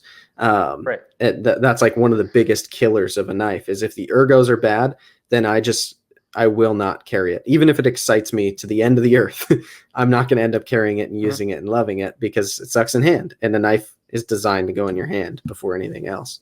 Right. And that's what happened with this one is like, I was like, this is the one. And then just holding it. And I was just like, this isn't the one. I need to do something else. I need to either make this choil bigger or take it out altogether. And that's what happened was like, I think a lot of people will just like, they'll design a knife and be like, that's the design. And they'll just go with it. And like, what you have to do is like, you have to design it and then just cut it out of wood or something and then hold it. You can't hold on to a drawing on paper. It's very difficult to do. But yeah, I think having like, and that's something that like Sal mentions in an interview I think I saw is like somebody said that he, designs his knives in the dark. In the dark. Like, I don't think he does. I think he actually designs a knife. Like most Spydercos that I've held are pretty comfortable. Like there's not much complaints about it. And yeah, there's some things that I would change about it, but it's just like overall, like, can I hold it? Can I cut comfortably with it? Yeah, like if that's the thing, and like that's why I love the native so much. It's just like it's such a comfortable design, and you can really get on it and like hold it, and the blade is not that big. Like, Right. Yeah, I had a fluted carbon fiber S90V Native 5 for a little bit, and I hate backlocks. I just don't like them. I'm too much of a fidgeter. I to me they're just it's not a lock type I'm into. So that's ultimately why I ended up getting rid of it. But that was the only backlock that I've ever truly liked. Not the mechanism, but the knife in spite of it having a backlock. It was like yeah, the ergos were great. That fluted carbon fiber on that one was gorgeous, and it was super light, and the blade geometry was excellent. The size, like it all balanced really, really well to be a fantastic EDC knife, like in the truest sense of the word, for what most people do with knives. It was one of the better ones, function wise, that I've ever had. And if it had a compression lock, I'd still have it for sure. But yeah, I, that's a great example of a knife that like it has that kind of constant radius over the top, like you talked about, where it sets into your palm well. The handle is shaped, but it's not so shaped that like it is only good for one size of hand either. Like it's a little bit neutral in its like contours, and that's important too. Like knives with intense finger grooves are alienating to everybody who doesn't have the yeah, right size hand, which is going to be a lot more people than do have the right size hand, I think. So it's nice when you right, find yeah. something that has like ergonomic grooves and shaping put in that doesn't isolate some people from being able to hold it well. Not a lot of people get that right, I don't think. Yeah, and especially a lot of the high end stuff. It's just like I always look at a lot of high end stuff, and I'm like, I wonder how comfortable that knife is. And then I'll talk to guys that have held it, and they're like, actually, it's not that comfortable. It just has like zerk and tie and all this stuff. And I'm like, oh, so it's like it's just an art knife. And I'm like, great. So Yeah, it happens a lot, but there yeah, are some like I don't know if you've handled a Koenig Arius. Have you had one of those? no, I want to hold on. I've gotten into the whole CNC knife world, and I really want to hold on to all of them because they just look like they would feel amazing. Yeah, so I'll I have a mini goblin coming in that I'll want to compare this to, but after I do that, remind me, I'll loan you this one if you want to check it out. Um, Oh, this is one of those knives that I talk about a lot for like being in this range, right? Of these cost $600 and up. And these ergos are some of my favorite on any folding knife. Like the way that this handle is shaped to have this curve back here that's gentle, have a yeah, groove here that fits two fingers comfortably. And even if your third starts to sneak into there, it's not an aggressive hump right here. And the whole thing swells back here. So you're really locked in and kind of forward on the knife. It's got a thumb ramp that's not jimped, but it's wide. And it's like everything comes together for this knife to kind of feel like it's like I grabbed a piece of Play-Doh and squished it. And it's like in my like it feels molded, you know. yeah, um and this is a high-end knife that is, I would say, to a lot of people kind of artistic and oftentimes has crazy materials thrown at it, and like it's expensive and it's gorgeous to me, but it's also very functional and has a very thin grind with a tall hollow and a tip that works. And like it is possible to find those options that do have the features that I think are performance based. But yeah, it's not across the board. Like there's plenty of bad right, yeah, examples too. yeah. Yeah, that's definitely one that I saw it and I was like, okay, and then I like looked more at it and I was like, oh, okay, I understand now. Because there's a few other designs, like early on designs that they did, and I was like, that's kind of a weird knife. And then they went from that to this, and I was like, oh, okay, they got it. I'm sure they got feedback and somebody said something, and then they just got it. Yeah. Whereas like if you like I've never held a Norseman before, but I mean I don't know how that one feels, but it looks like it could feel good. But then you look at the Rask, it's like I know that one is comfortable. I can just tell Yeah. I was just because looking today just at a gotten Rask. feedback, and it's like, Yeah. dude, those knives are so cool. Like someday I'm gonna get one of those. Yeah. It's funny because I think it can also be true too that like it doesn't have to be the only important thing. um, Right. and I think you can probably tell from talking to me and from this conversation, like performance is really important to me in knives. And I find it really, really hard to justify expensive knives with poor performance or any knife with poor performance at this point. Right. But there is also a thing that happens where like I've gotten to a point, and I got there a long time ago now, where I have all of my bases logically covered with knives. Like there isn't a use case that I don't have a knife for. If it's something that you're supposed to use a knife to do. Like if a knife is the proper tool, I have a Right. knife that works for that task. And so I think you can also get to a point where when you realize you've done that and you've got all the utility covered, it can be fun to like pick up some things that are kind of wild. But even then, I'm not personally like, I don't care about Damascus or Zircutai or like even zirconium. Like, even if I think they look cool for a moment, like I'd rather have the ones typically without any of that stuff because they'll make me feel worse about putting it in my pocket and using it. And I haven't gotten to the point yet where I'm comfortable having any knife in my collection that I won't carry and cut with. So, Right. Yeah. And I've talked to guys about that, like, because I mean, I've been trying to design a folder for a while.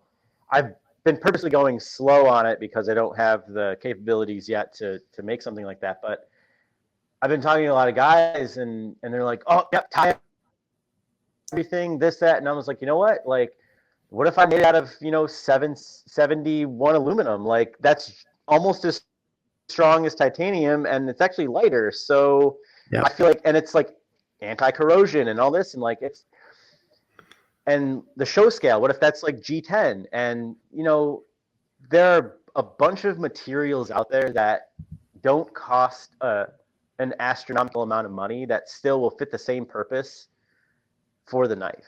Mm-hmm. It's like, yeah, I could use crazy carbon fiber on all these knives, but then like there's not really a point. It's just this knife has carbon fiber now, but it still does the same thing. So carbon fiber is nice on certain applications, but I mean, if I were to make a folder, it would be like these strongest materials that I could get for an affordable price, and then have that trickle down to my customers is like also offer them an affordable knife. So if I'm Mm-hmm. making everything out of tie and zirc and carbon fiber, then you got to pay for all of that. And that's not fair Yeah. because there's a lot of guys out there that don't really give a shit about all that stuff. They'd Yeah. rather just have a knife that performs, and that's what I want is having that performance. And like we can get away with all of that with aluminum or G10 or micarta. So Yeah. Yeah. That's one of those things that I think is interesting. And I keep in every podcast lately going down tangents of like the knife that I'm working on.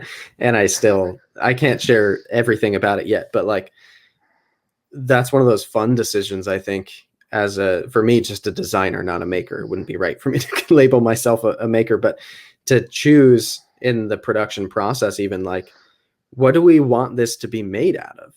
And why? Like, right. and for me and my buddy Ryan, who I've partnered on this project with, it's like we want it to make sense for what we think people should use this knife for.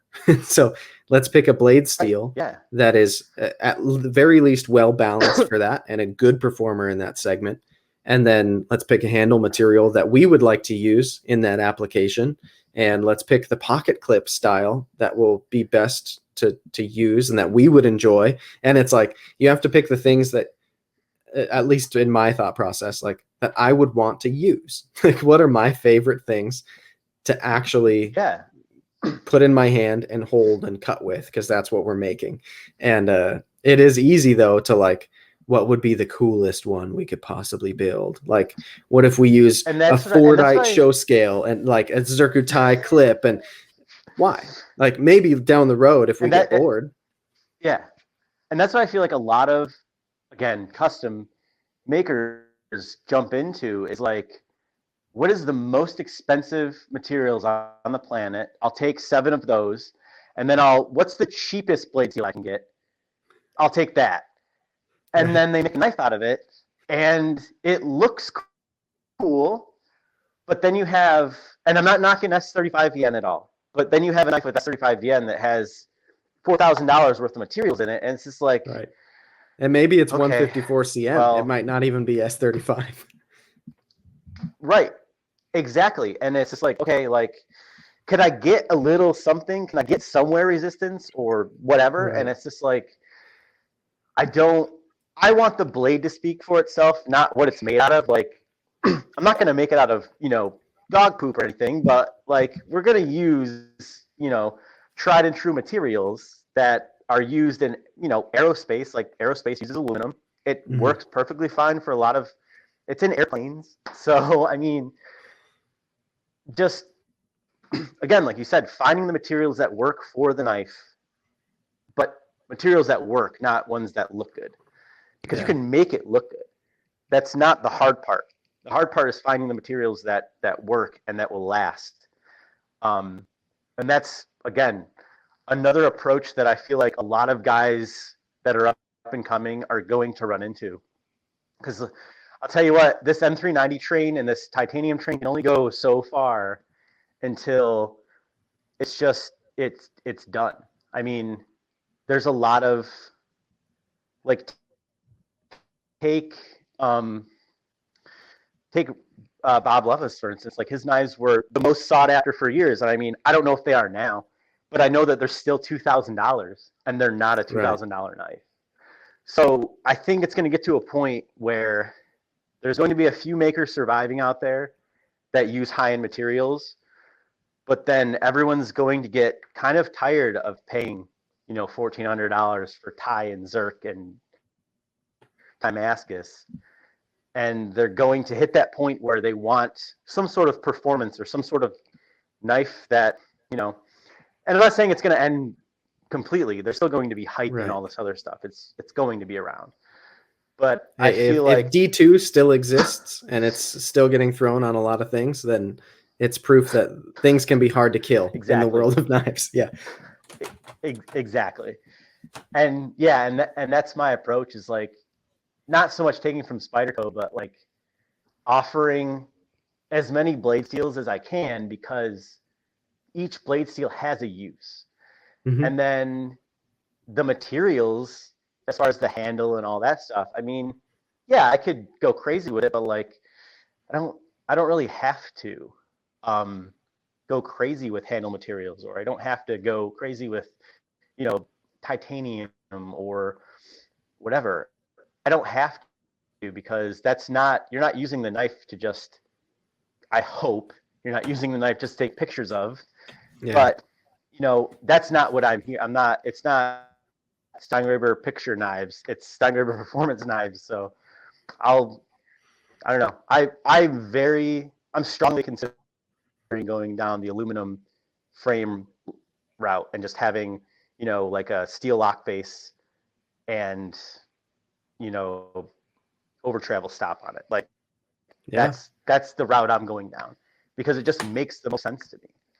I think that's cool. And I think hearing you explain why you're going down that road is like, it justifies it to me immediately, because it's like, the name of your company is Steingraber Performance Knives. Like, you're trying to get the performance out of it. And so to you're looking for the material that gives you the best performance for the task you're trying to accomplish, right? And if that's aluminum, like, more power to you. And some of my favorite knives are in aluminum. I freaking love ProTech, and like their button lock manual Yeah. knives, especially now, the Malibu and the Mordax. I've got them both sitting right next to me. Like, these knives have aluminum handles, and they are fantastic.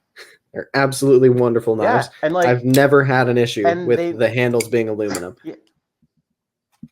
yeah, and you know what would happen if you put them in titanium? The price would increase. That would be the only thing. And it does. That would be They've it. offered them in titanium and in smaller numbers, and they're way more expensive. Yeah. Yeah. So let's talk some interesting blade steels for a second because I'm curious what your thoughts are on them. We've talked about handle materials a decent bit, and I do think it's funny that sometimes it's just a smattering of whatever is nice that the maker can get their hands on, whether it's mammoth or freaking flamingo ivory. I don't know, like weird stuff getting thrown at handles, and then the blade steel seems to either be a total afterthought of like, because we've done so much to this handle, we're going to use 154 cm because we can put a mirror polish on it, and like that seems so weird to me. Or they're putting some crazy Damascus on there, and there's even wild ones like dragon scale Damascus that are like purple and stuff, but I have zero interest in Damascus on my own knives. I do think sometimes it can look cool. I think oftentimes it ends up to me looking like too much, maybe. But from your perspective as somebody who's you spend a lot of time, your headspace is in the world of steel and metallurgy a lot. Do you think there is an argument for Damascus from any kind of a performance level? Like, is there a Damascus that you could say makes more sense than like like name the knife? Is there one that you wouldn't pick just a unique steel for, and you would say Damascus is the choice for this? Yes and no. So, all right, we can talk about this for a second. Like on a Grimsmo Norseman, Damascus makes 100% total sense because it's a goofy knife. If you look at the knife, it just looks goofy. It's a great knife. That makes sense for Damascus and crazy materials and all this other stuff. From a functional standpoint, though, does it make any sense? None whatsoever. Okay. The only Damascus, I would say, quote unquote Damascus, there's a couple of guys out there that make probably functional Damascus. I forget the guy's name, but he makes his own, like, I guess it wouldn't be Damascus, it'd be Sanmai. Is it Nichols or? But not Nichols. It's another guy. He makes his own. He just does it on his own custom knives. Like, and there's a Russian guy that does a Rex 121 Sanmai. So it has a Rex 121 core in it with like a stainless jacket. That's those dope. I guess you wouldn't consider Damascus, but that's a functional weird steel because it doesn't exist. You know, just buying it. Like the guy had to make it. Yeah. I think, and I also think the term Damascus gets thrown around. Again, if we want to learn words and where things came from, Damascus actually came from, you know, that area of Damascus in Jordan. Right. That's where it came from. And the reason why it has that weird pattern in it is because when they mined the ore there, it had bled into a vanadium ore. So vanadium was in this steel. And it showed in, you know, as a carbide inside of the steel, it's different. You can see the carbide. So it was naturally occurring when they found it? Yeah, it was That's wild. Yeah, it was naturally occurring when they found it. So a Damascus blade was far superior than, you know, say like some British iron blade or whatever like that. And it got lost. It like the steel got lost in translation. They still have Damascus blades from Damascus in like museums and stuff, but it got lost. And then there was a gentleman by the name of Woots who made Woots Damascus, and he took ore from Jordan and actually like crushed it down. This old guy at his farm crushed it down and developed a process to bring that back. And he worked with a metallurgist to do it. And yeah, they found that there was the reason it looked vanadium in it, and then when they etched it, they could see that the vanadium was in there, and that it just formed this weird pattern, and that's what it was. And then I think it's just like, oh, this is Damascus. It's far superior to all these other steels, and it's just like, no, it's actually like the welds are good in Damascus. They're very, very strong, but like there's a lot of, you know, terrible Damascus out there that just breaks and it's crumbly and gross. And I get offered a lot of it from Pakistani dudes in my DMs. Oh my God. I do too. So I think one of the things, I could be totally wrong, but I think one of the reasons for popularity of Damascus is the show Forged in Fire, because they really make a big deal out of forging Damascus on that show. And I do think it is really cool to watch, and it can be really cool to look at, especially certain patterns. Like when I see like herringbone Damascus or like bacon Damascus, they can have Oh yeah. really cool patterns that are aesthetically pleasing, but yeah, the concept has never made sense to me. Like you said, if you want to put it on a Grimsmo Norseman, because it's already kind of like an artistic, crazy looking knife, for like if you're making it for an aesthetic choice, sure. But if you asked me, like, Jake, would you take a Grimsmo Norseman in Damascus or one in S90V? Like, Right. Yeah. there I would mean, yeah. it wouldn't be. I would pay more for the one in S90V, and the Damascus one is going to cost way Yeah. more than the one. Like, that's what's weird to me, is that it costs more. And I get that it's, I'm sure, somewhat labor intensive to make, and like it if it goes wrong, then the whole pattern doesn't look cool, and like there's all that to it. But yeah, I find it funny that some people get so caught up in Damascus being cool, and like I maybe if you're talking about it versus 154 cm on a custom, it might actually have better performance than that. But that's because you're comparing it to a Right. steel that's actually pretty low level. Whereas if it's like, why not offer a really nice high performance steel instead? Right. Yeah. And I think there's a lot of hype wrapped around it. I mean, I've looked at a lot of Chad Nichols stuff, and like he does use a lot of different CPM steels in his Damascus, and that's very appealing to me. Mm-hmm. But as far as just like a Damasteel in like, RLW 34 and like, VG10. whatever else, like, okay, right. And it's just like, now you got to heat treat that. And then like, all right, how the hell are you supposed to test it? Because the two steels are going to be different and they are going to heat treat in a different range. So, I mean, I know guys can test it on one of the steels or whatever, but it's just like I don't want to go through all that trouble. And Mm-hmm. I've been hit up several times, like, "Hey, make a Damascus shark. We'll call it a tiger shark." And I'm like, "No, I don't. I don't like Damascus. I don't. That's not my thing." Again, it's all about performance. And like, if I was making a show knife, then yeah, these would all be in Damascus, and they would be $500. And you Yeah. know, I we have call a it a better day. answer for the tiger shark. Just do the tiger pattern that Strider uses, and then you have a tiger Yeah. shark. There you go. Yep. Yeah, we can Cerakote the blade. That's fine. Yeah. So let's talk Van X for a second, because that's a buzzword right now, right? Ooh, yeah. So backstory for me having this. The first time I talked to you was when you were working on the Rex 121 Sasquatches. You had just been on the Sharp Talk podcast right before I guested on it and then got invited to be on it full time. So I had missed you on that episode, but I talked to those guys about you, and I'd seen other people start mentioning you. And I had just pretty recently before that kind of nerded out on Rex 121 as a steel.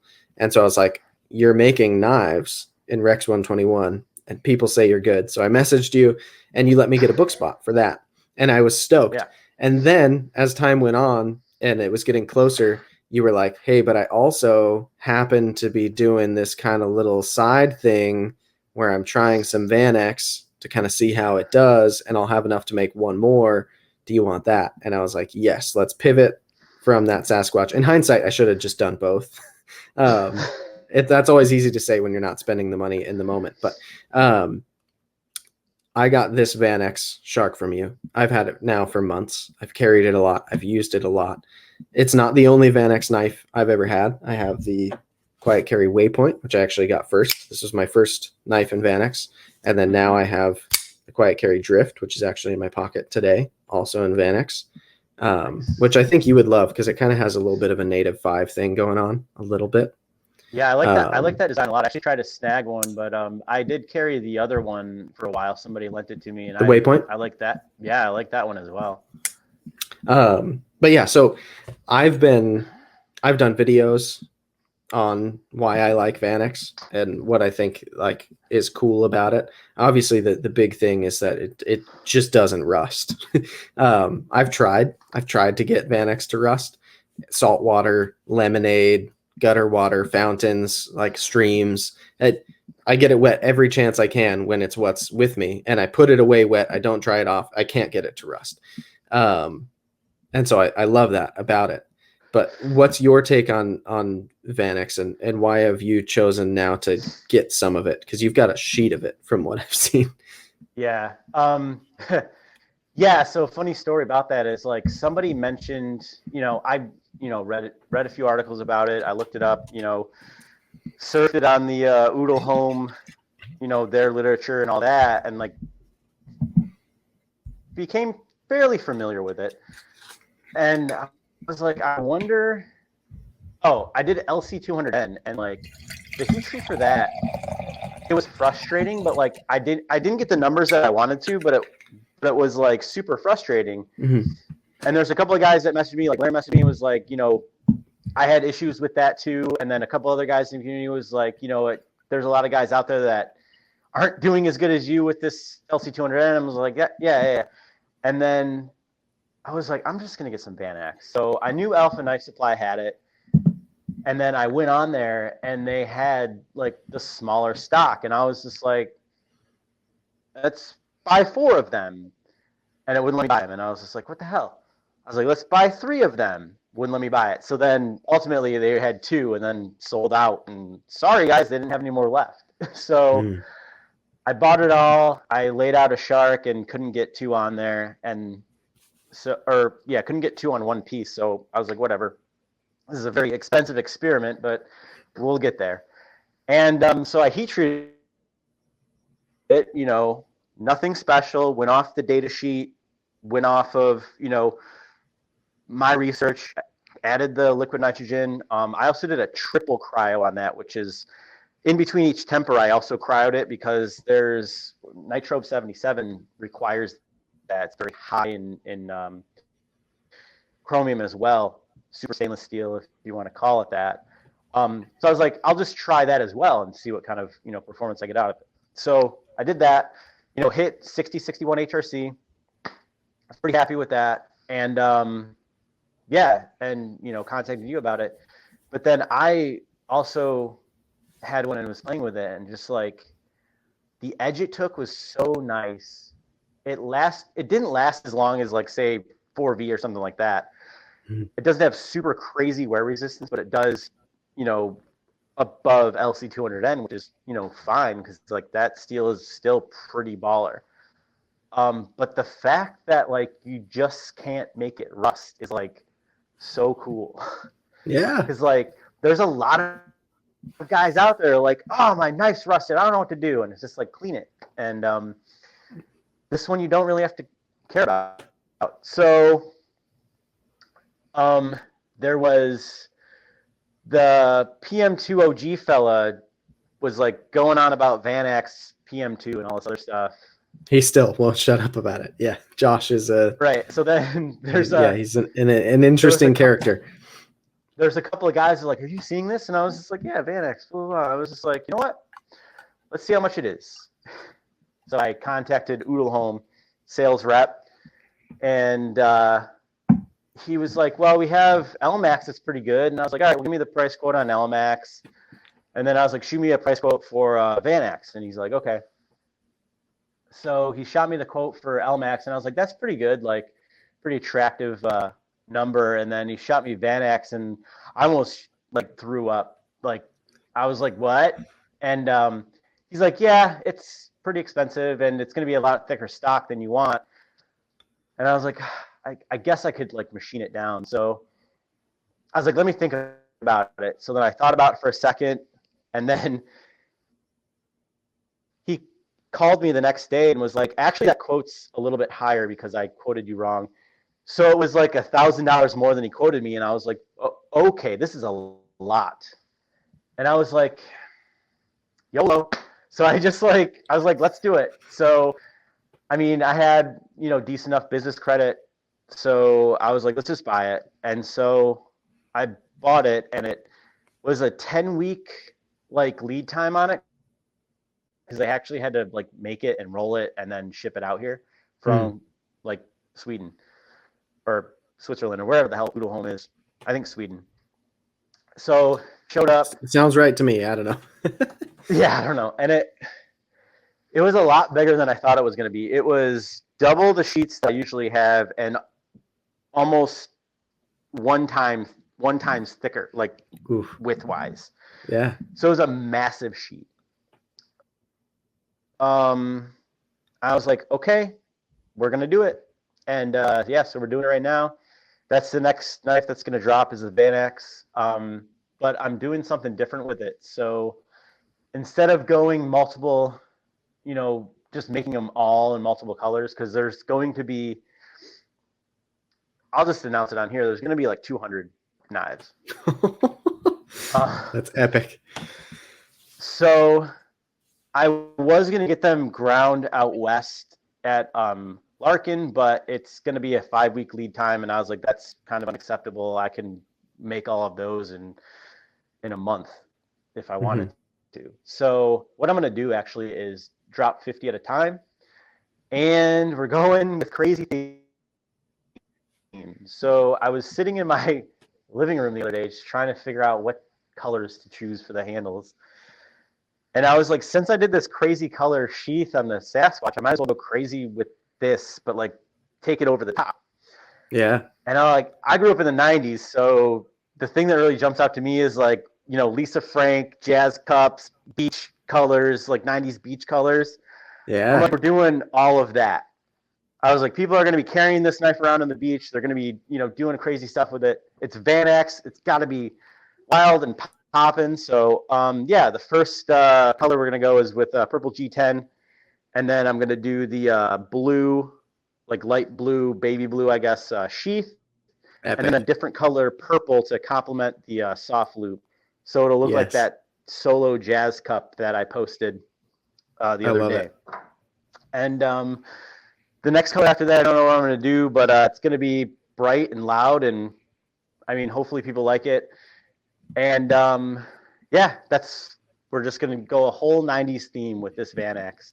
I think I want to do a whole 90s theme, and then all the color choices will be announced the way I announced this one. So I'll have, you know, the handle color in the background with the sheath color in the Vanax lettering, and that's how they're kind of going to be announced. They're going to drop 50 at a time, and we're just going to have fun with it and take it easy, and yeah, that's what it's going to be. That's so rad, man. As far as the heat treat on this, we're going to go off the data sheet, you know, low end temper to conserve that chromium in solution and get the most corrosion resistance out of it. And probably not going to do, I might do a triple cryo. I think I can do triple cryo with as much liquid nitrogen as I buy on 50. So yeah, that's how we're going to do it. That's epic, dude. Yeah, I think that's one of those things where like the community, especially within the Spyderco world, and maybe PM2OG is a big part of that, but I know a lot of people talk about it. Vanax just gets brought up a lot because I think in a way it is kind of one of the like next things that a lot of people are hoping will become more and more available. And it seems to me, from what I've heard, people that talk to manufacturers about it, a lot of the hurdle for them is like they can't get the steel to even work with. Like, and even like for me in this process where we're working with Riat on our production knife, like one of my first questions was like, would you be able to do some Vanax for us? And they were like, no, sorry.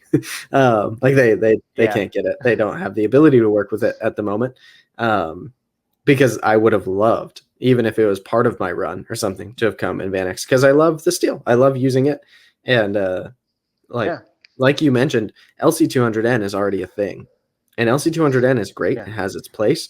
And but I think more people see more benefit from edge retention than they do from toughness, especially on these smallish knives. And so you do get more edge retention out of Vanax, and it's every bit as stainless And it's a lot of fun to know that you can, like, I've literally gone swimming with my quiet carry folders in pocket, and like just full on, like in my waistband, or if my board shorts have a pocket, like in the pool for the whole day with one of those in my Yeah. pocket. And just because I can. Like, do I need a knife on me in the pocket in the pool? No, I don't. What am I cutting in there? Nothing. But the fact that I can, as a knife enthusiast, is awesome. And so I like too that you're embracing, like, these knives are going to the beach, these knives are going to the lake, these knives are going to be fun. So like, let's do it and make them fun colors that are interesting. And it's already an interesting steel, and I think Yeah. it should be allowed to be a loud color choice when it's something crazy like that. Yeah, and I've had people reach out and say like, "Oh, are you gonna do like a micarta run on the Van?" I'm like, "No, like no." I'm like, "Trust me, just trust me." I've never led anyone astray up to this point, and I don't think I'm going to. And Yeah. I know that there's a lot of guys that are my age or our age that grew up in the 90s and just remember all of this stuff. It's going to be nostalgic. It's going to bring back a lot of things. And like, I think that people are going to be happy carrying a fixed blade with them. And also, like, why would you want a camouflage knife if you're carrying it? Like, what if you set it down? You're going to lose it. Like, you want it to be bright and be able to find it, and they'll thank me later. Yeah. I But yeah, love that you let me pick the Seafoam blue Tarot Tough for mine, because I already love this Tarot Tough color. I have it for a set of Spyderco Shaman scales from Fireside Co. And so I already knew in person that I loved this color. And to me, it's this knife is more like, if this had black handles, it'd still be a great knife, right? Like, I would still love it. If right. it had OD green handles, I love OD green, I'd still love it. But something about it being on this knife, that it's got these like crazy blue scales, it makes me happy. So just don't make any more in blue Tarot Tough, so I'm still the one.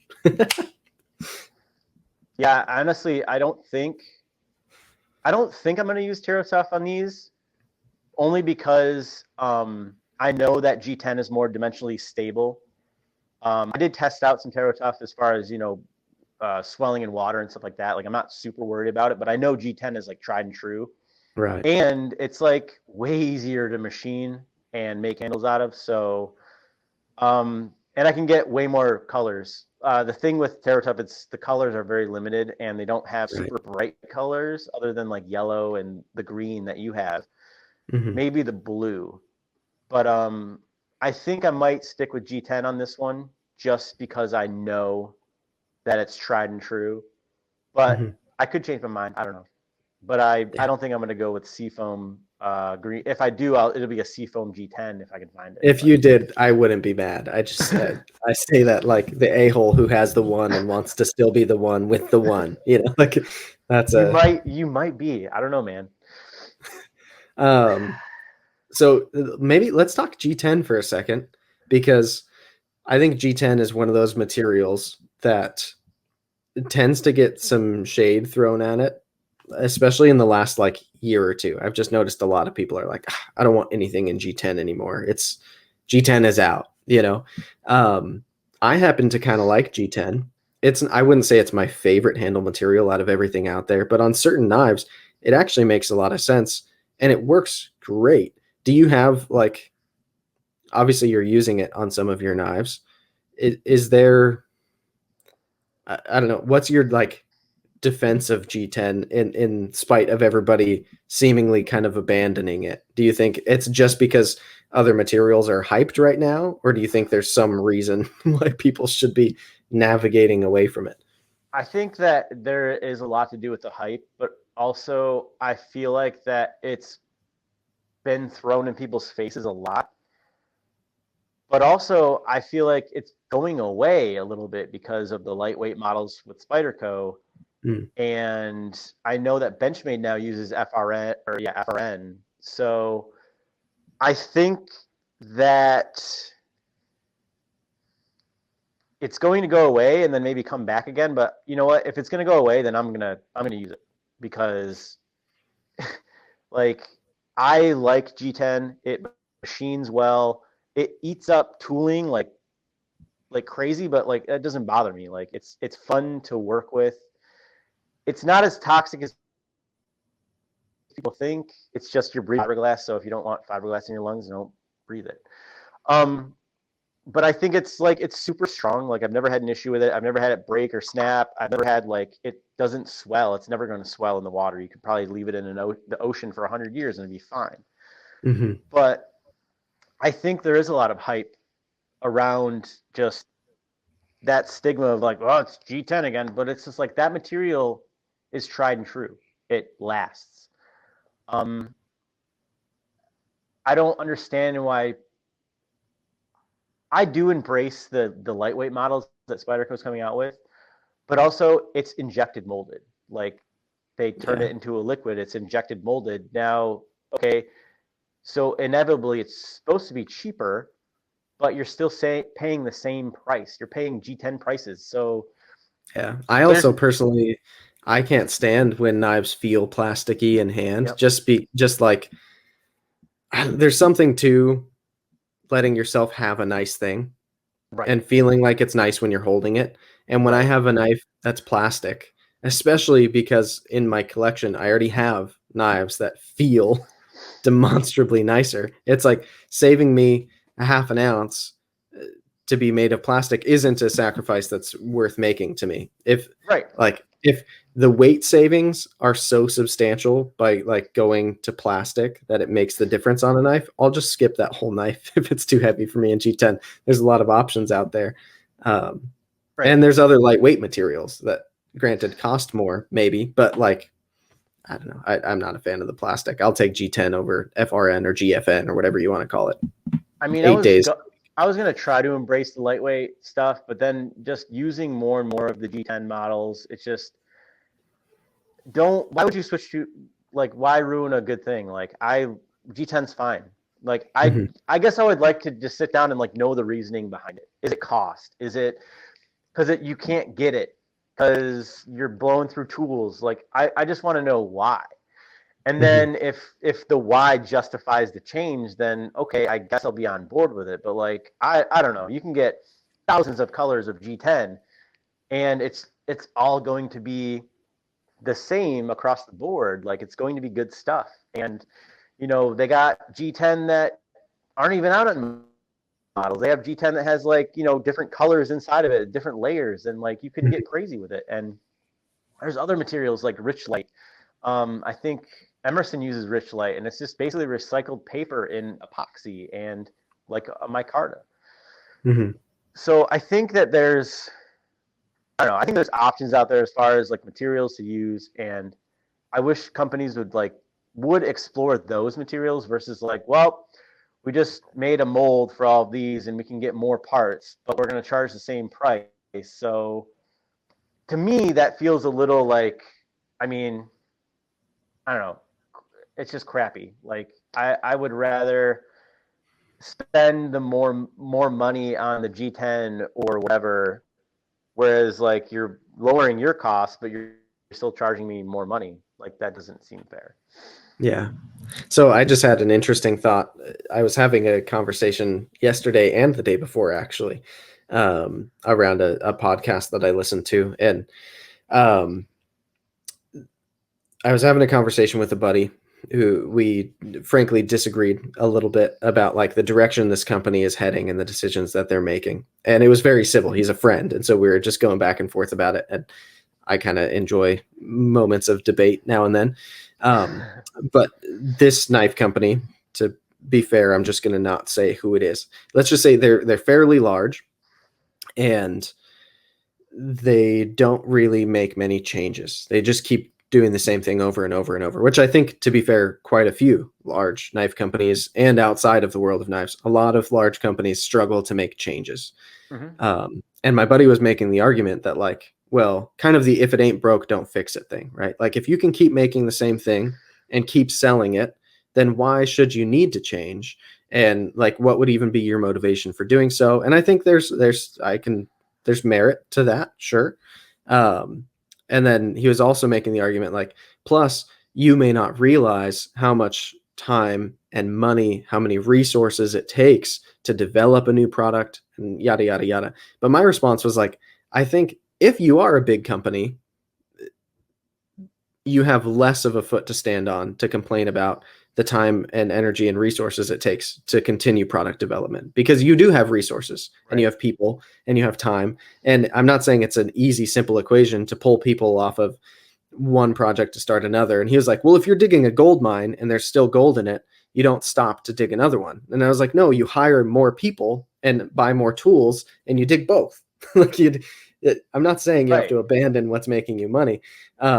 But I just find like I see that quite a bit in the decisions that seem to be made of like new product launches. I guess, like, how do you think, as a maker who's at the beginning now, who wants to, I assume you're looking to make a career out of this at this point. Like, you're talking more and Oh more yeah, for knives. sure. Each time I hear you talk, it's like Yeah. the next batch is bigger. How do you keep yourself autonomous, like even through growth? And like, if a million people want the sharks and you're struggling to make enough sharks to meet demand, how do you justify continuing to make new things and try new materials? And like, do you think that's something you can do in perpetuity? Yeah, I mean, it's like this. Like everyone thought, like the shark just comes in Terratough forever, and it's just like, surprise, I'm using G10 now, and those are the decisions I get to make. Like I get to make those. And if somebody says, "Hey, can you use my Carta?" I say, "No, I can't." Like you you have to remember, like, or people have to remember rather, that this is a business. It's not like I'm not. Yeah, I'm in my garage, and it may seem like a hobby, but it's not. This is literally paying the bills right now. Yeah. I don't work my other job anymore. So technically this is full time. And then now I need to run this as a business. So I'm legitimate, I have insurance, I have all of that stuff. Everything. Wouldn't that make it And easier on to top of stick to that, the thing that's already working though? Like to right, not and, switch and from like I'm Parenta? and I would love to do that, but I would become so bored with just doing the same thing over and over and over. I love it. And it's Yes. like, that's fine that there's a group of people that would love that, but like, I'm sorry, for my own sanity, I have to do something different. But as far as coming out with a new model, I just can't. I just can't.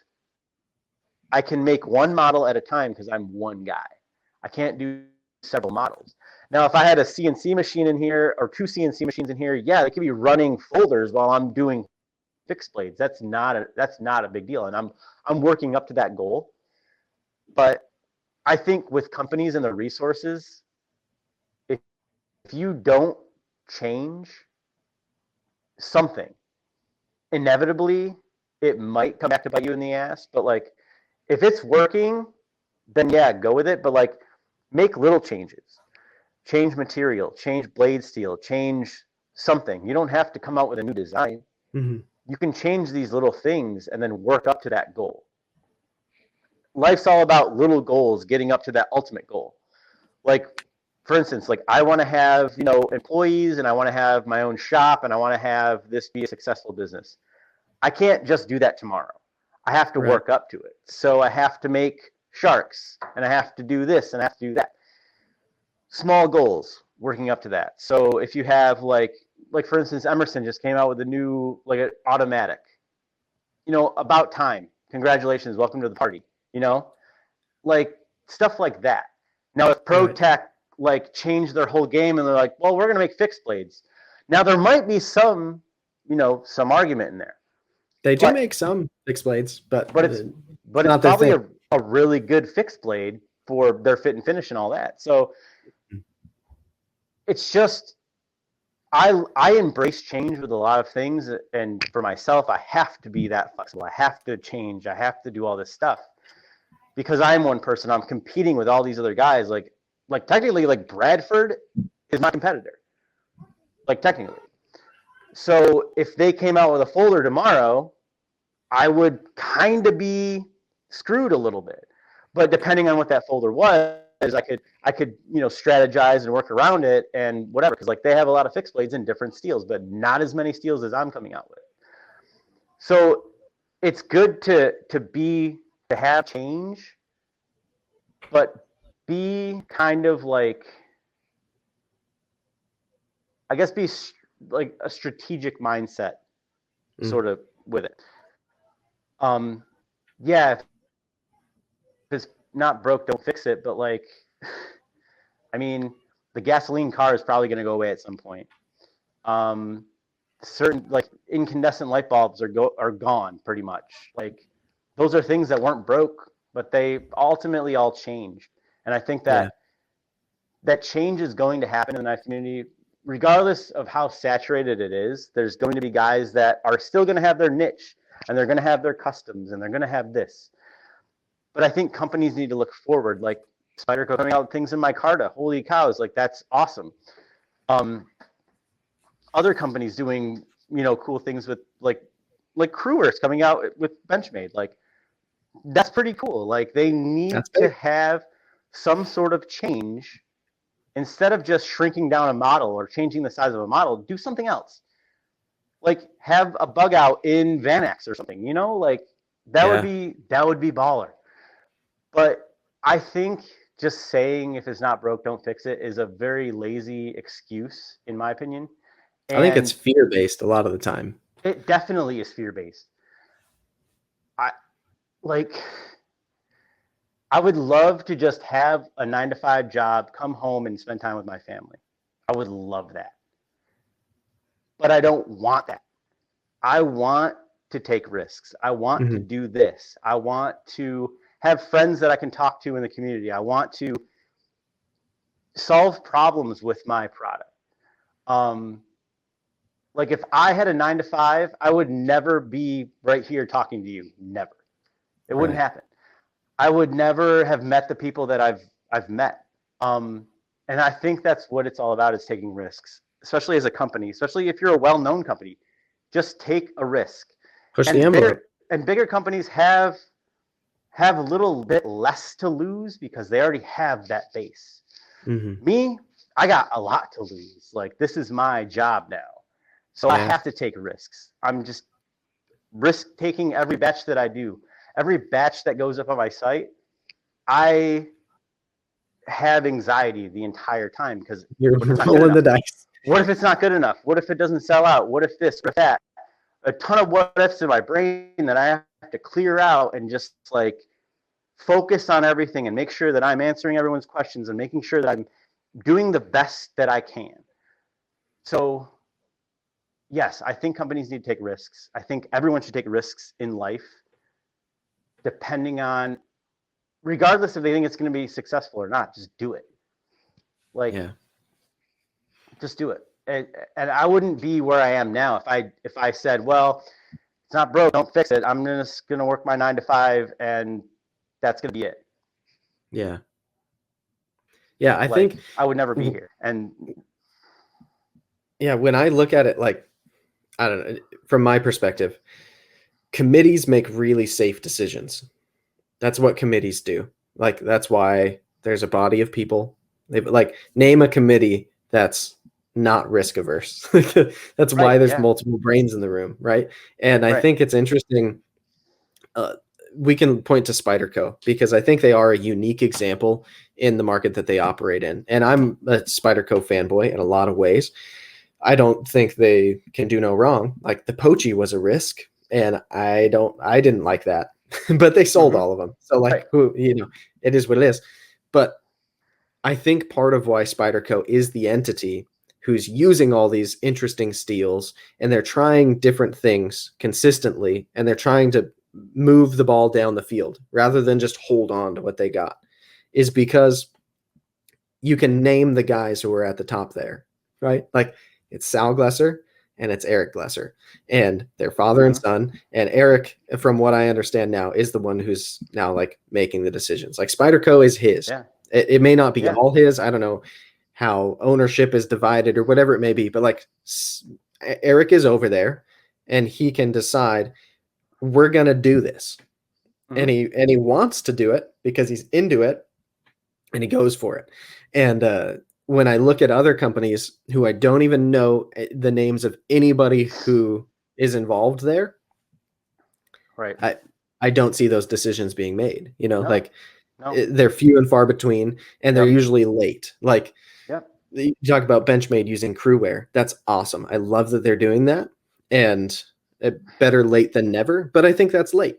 Like, when was the first time Spyderco used Crewware? years Right. ago, Yeah. and they've Yeah. used it a bunch of times since. Yeah.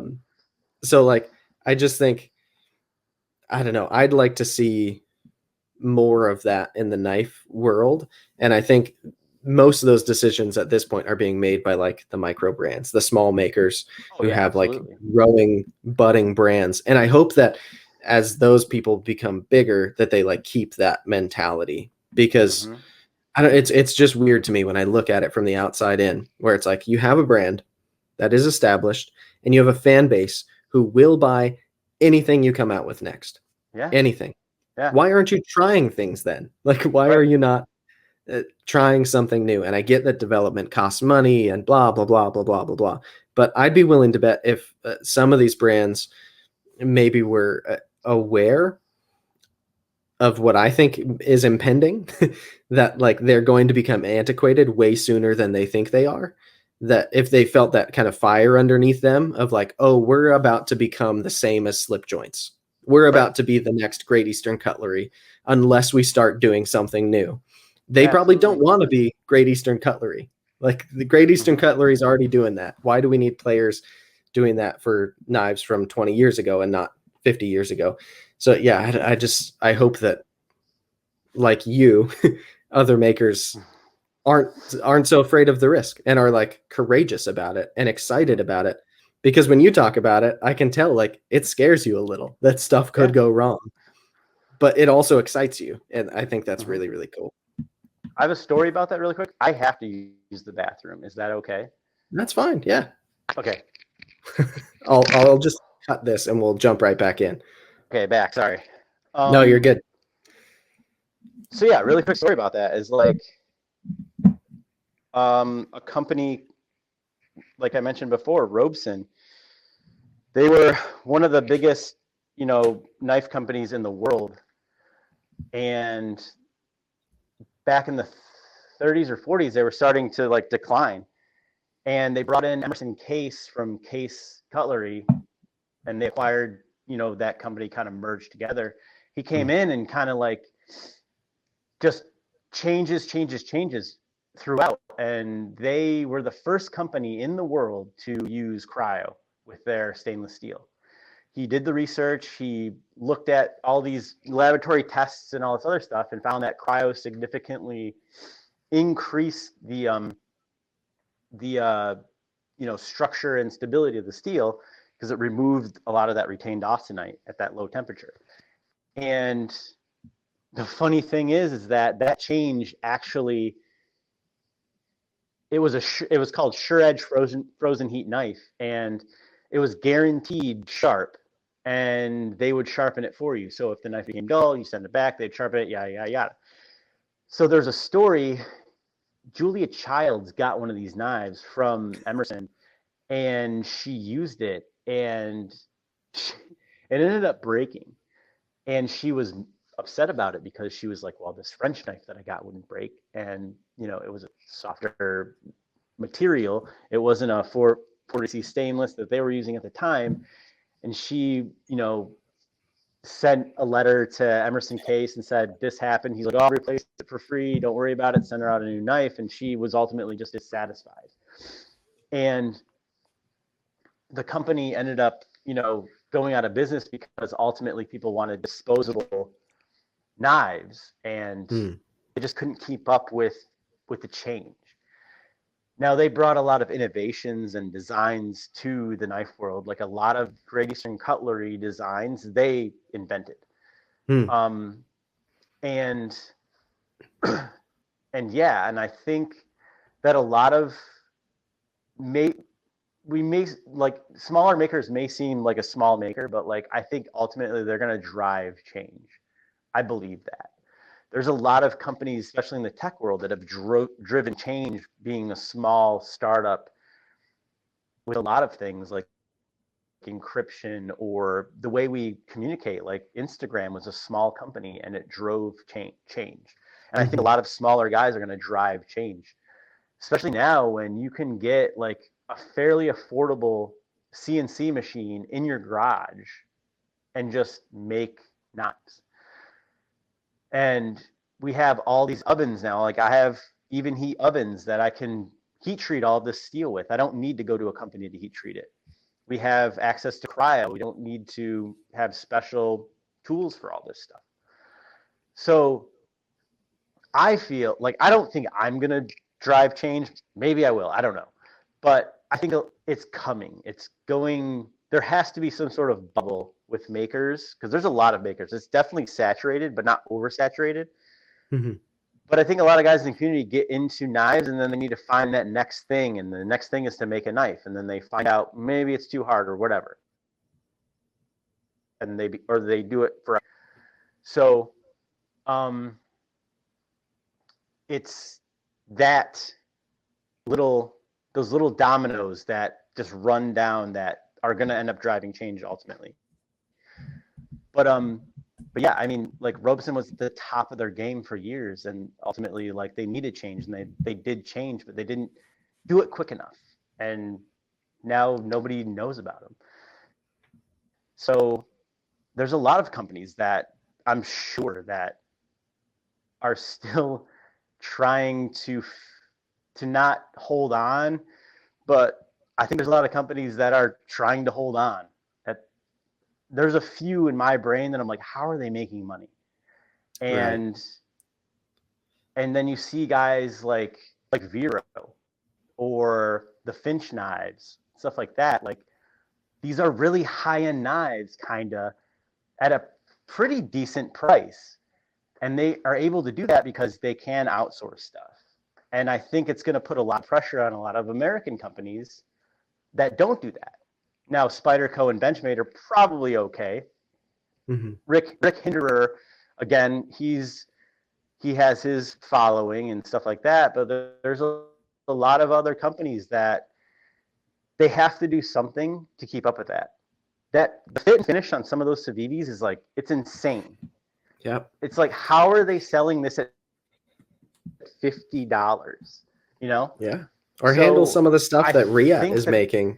That's like in the $300 range. Dude. Bananas. Yeah. Nuts. And it's just like, I think that there ultimately does need to be change. And I mean, like tomorrow, if Emerson comes out with a knife in like 3V, the internet would explode. Or some other steel that isn't 154 cm, the internet would explode. Or if Rick Hinderer released a knife in like, I don't know, some other steel besides M39 or 20CV, the internet would explode. I don't know. I think that it's guys like me or, other guys that are using multiple steels or, doing crazy heat treats that are going to inevitably drive some sort of change in knives, the way they're manufactured or the way they look or the materials that are used. It's just, I don't know. I think it's inevitable. Yeah, I think it's interesting. So you mentioned Emerson knives, and not to get totally off on a sidetrack, but I've seen a couple of people have sent me in the last few days that Emerson knives sent out a letter to their dealer network. And I think this is public. I'd seen it in someone's stories. I'm not like sharing something that I wasn't supposed to my knowledge, unless whoever it posted in their stories wasn't supposed to in the first place. But essentially they've said, we're not going to do any dealer orders for a while. Like if you're a dealer of Emerson knives, sorry, you're not getting any of our knives. Because the pandemic, we've had a lot of people leave and now we're having trouble bringing them back because of yada, yada, yada. Plus I did see Ernest Emerson did I think it was a Instagram, like a video, whatever, a couple minutes long, explaining that they had an employee who was stealing from them for a while, who was somebody they trusted and stole like a lot of knives that he was selling on the secondary. It was like this whole crazy thing. So like Emerson right now is like publicly, they voiced this, they're hurting. Like the things are not like they were a year or two ago for Emerson right now. And it might seem insensitive, but yesterday, one of the buddies who sent it to me, I was like, that really sucks. But what I hope happens is that as they take this moment where they're having to make a change, that they do more than just take a little bit to recoup and then try to play the same game again. Because I've got nothing against Emerson knives. In fact, I like quite a few of the knives that they make, but like holding any of the knives that they make right now and then judging it compared to everything else in the price range that's competitive right now, they feel decades behind. And not just in materials, but even just in like fit and finish and action. And granted, that's a personal like preference. Action can be and all that, but like they feel light years behind. And I would love to see that brand revitalize and innovate. Like do a production run of something that is totally different for you guys, and Yeah. put some totally modern materials on it. Use bearings, go crazy, whatever it is. Like I would love that, and they can still make it here. I'm not even saying they should outsource. I love that they're a U.S. company, And but people will pay a right. lot of money for an Emerson. Charge a lot for it. Go for it, but like do something different, please, because other than creating a new design, they build all their knives the same, and the way they build them feels antiquated to me. Maybe that's harsh, and I'm sure some And Emerson fanboys are mad, but no, and like I'm pretty huge fan of Emerson. Like he's one of the guys that like if it weren't for him, like I probably wouldn't also be making knives. Like he's definitely somebody I look up to. yeah, And yeah, and it is antiquated. And I'm not saying like get some hot new designer in there or something like that, but like come on, man. Like I understand your reasoning behind using 154 CM. I totally get that. I understand. However, there are several companies that again are your competitors and like they're using different steels. You could just release the Crew Air or 4V or a non-stainless steel and you could jump back up, or again a design that isn't tactical, because I would consider them more of a tactical company. yeah, Just something that's a little bit more elegant, maybe. And I think that that was the reasoning behind this auto. And I think that they recently just made a big move to Colorado, mm-hmm. and all of that. And like, yeah, it's a huge bummer that all of this stuff is coming out. Like a total bummer. And I'm right there with you. Like there has to be change, because like we can't see into the future. I don't know what's going to happen with this. They didn't know somebody was going to steal from them for years.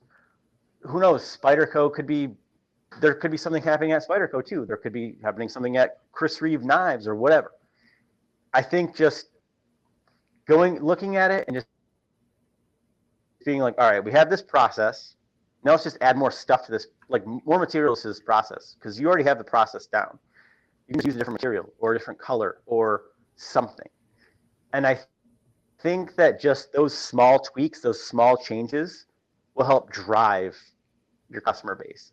Yeah, Like I briefly caught the Ben Banter's interview that you did, and he was talking about that SOE with Blade HQ. Granted, they're a dealer, but they already had that stuff was already in lock. And then when mm-hmm. he started doing those videos, he talked about that growth from 800 viewers to 100K in the small time that he was there. Like that's insane. That's crazy growth. And I'm just talking about YouTube, but like still, you can apply that to your products. You can apply that to different materials. You can apply that to anything, your Yeah, knowledge, whatever. and I And like think that's the thing, is it's like, go ahead. yeah, I think one of the things that like that strikes me every time I get in this conversation is I want to be careful to not try to say that like when I say Emerson knives should change, what I'm not saying is that they should stop altogether making their core models in Right. 154 cm the same way they've been making them for a long time. Keep making those, please. Right. People love Yes. them. Yes. That's part of your core market. But Yeah.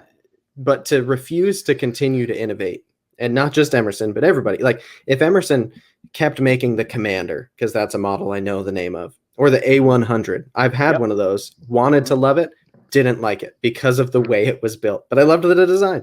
If they made an A100 right now in M4 blade steel with bearings, or even just washers that operated way smoother, and a deep carry pocket clip, and titanium liners that were skeletonized, the weight came down and made it like a more carryable, higher performance steel A100. Mm-hmm.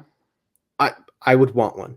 Like I've even considered getting another one just because I like the design, and I know I don't love the knife that much, but it's like, I've held one. I know I didn't like it in application. So if they, again, keep making the A100 same way you are, but offer another variant too that's spicier, and try it at first with, call it a sprint run or whatever it is. Make 500 of them. That's not that many knives for Emerson, and they will sell. If the market says that they're good, the reviews are positive, do another run and like start trying these things.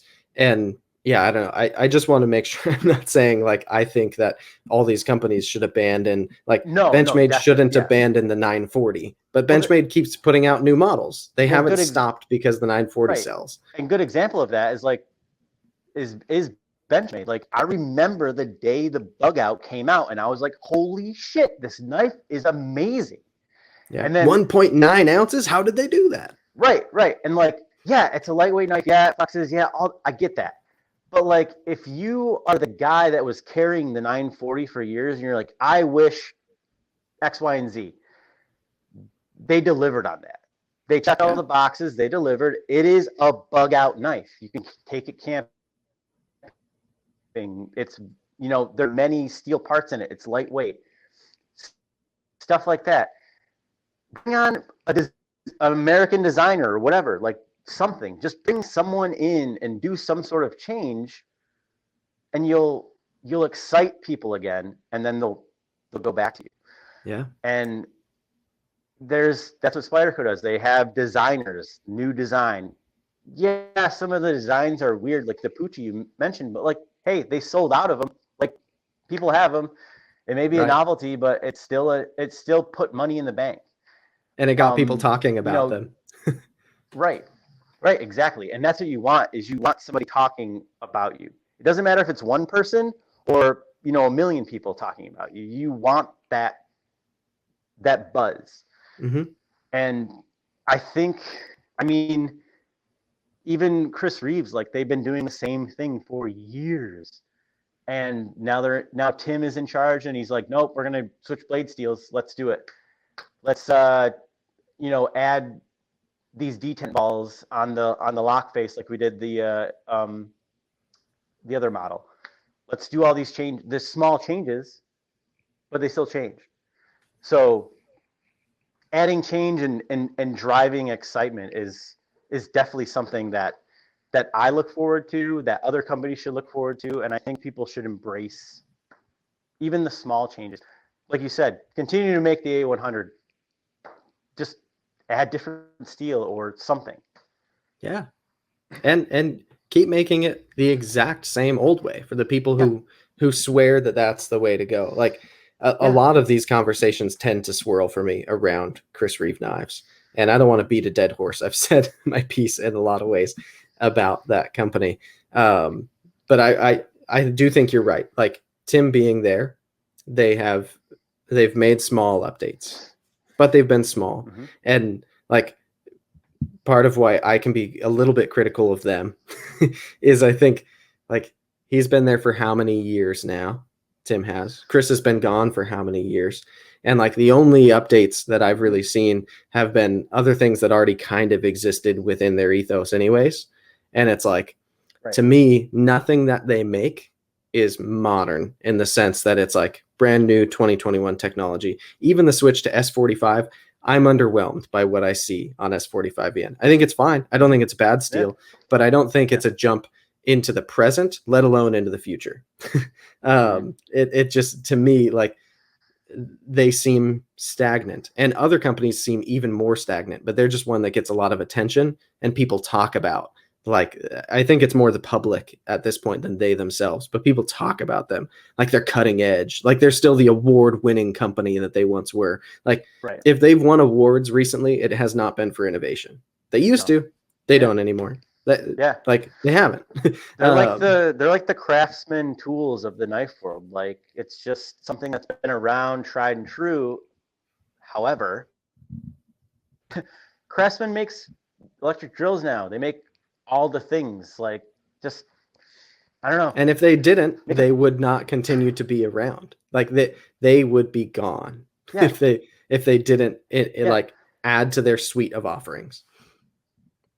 You know what? Tomorrow, if they made made a Sebenza with a G10 show scale, people would lose their mind. But you know what? They would get so many more people because now that price would drop a little bit. Oh, I have a Chris Reeve knife. Yeah, it's in G10, but like you still have that brand recognition. Yeah. Or So make one that's not even less expensive. Make one that's more expensive and put yeah, a flipper and bearings on it, even though that's yeah, so against what they do. Like, yeah, try it. It yeah, like or don't even do that because that's what you're against, but like do something that fits within who you are, but make it new and like right. and and current. Yeah, Like I don't know, talk to Andrew Demko. See if you can get permission to use the shark lock from him. License that. dude, That's new and different.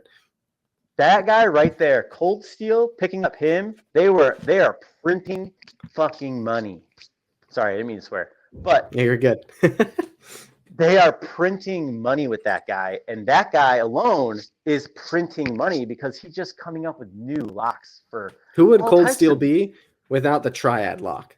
Oh my God, It's they their would whole be thing. nowhere. Yeah, that's their thing. They're the triad lock company. They would be nowhere without that, and they're doing it. They did it for years, and then having, you know, Lynn Thompson just living his best life, chopping up hogs and stuff. Like, good Lord, like embrace every resource that you have in front of you. Embrace social media. Embrace the change. Embrace the community. Ask the community what they want. Just Yeah. ask your customers. Like that's if there's one tidbit of advice that I can give people is just ask people questions. Just Yeah. ask. And I like what you said too earlier about like if you're one of these companies, if you're Emerson or Chris Reeve or like these aren't even like the big ones, right? Uh, Right. the idea of taking a risk and trying something is less than the guy who's you in your garage right now Yeah. trying to make it. And it's like, it doesn't mean that it's no risk. Like, I really don't want to minimize the fact that there absolutely is some risk there for Yeah. sure, no doubt. And I've also been in small companies, medium companies, large companies, and I've been in situations where like it can be scary to be a person making a decision because you know it can come down on you, Yeah. right? So whether you're at the top of it, the middle of it, the bottom of it, decision making can be scary in a business. But like I also think this industry specifically, at least in this time, I've only been in this hobby for maybe 5 years, in the to the point where I'm like collecting and following makers, and I always had a knife in my pocket. But like in the hobby, like call it 5 years. In this time, the amount of like advancement that I've seen has been pretty rapid, and it's Yeah. becoming more and more apparent who the players are who refuse to advance. Yeah. And the longer they wait to start playing that game, the more catching up I think they're going to have to do, because I don't see the knife buyer going back to a point where 154 CM is acceptable and where S35VN is considered a top tier super steel. Like, the consumer is learning more, they're getting more and more options. Options Mm-hmm. are trickling down to where Civivis are ridiculous for $70. You're getting an incredible Yeah. knife. Like, the the makers are having less and less places to hide because consumers are wanting more and more information. The number of YouTubers and podcasters and all that stuff is growing, and audiences are growing. It's like people are learning more and they're getting more into it. And some makers are on that, and they're like, we're going to Yeah. keep pushing forward. We're going to keep making new things, and we're going to try to stay in front of the wave instead of having to paddle later and catch up to it, you know? Right. And I think, and that's a great point. Is like, and I think a lot of these companies is they're riding that innovation that they made back then. They're riding it. They're riding it. They're riding it. And then you have diminishing returns, and you hit that point.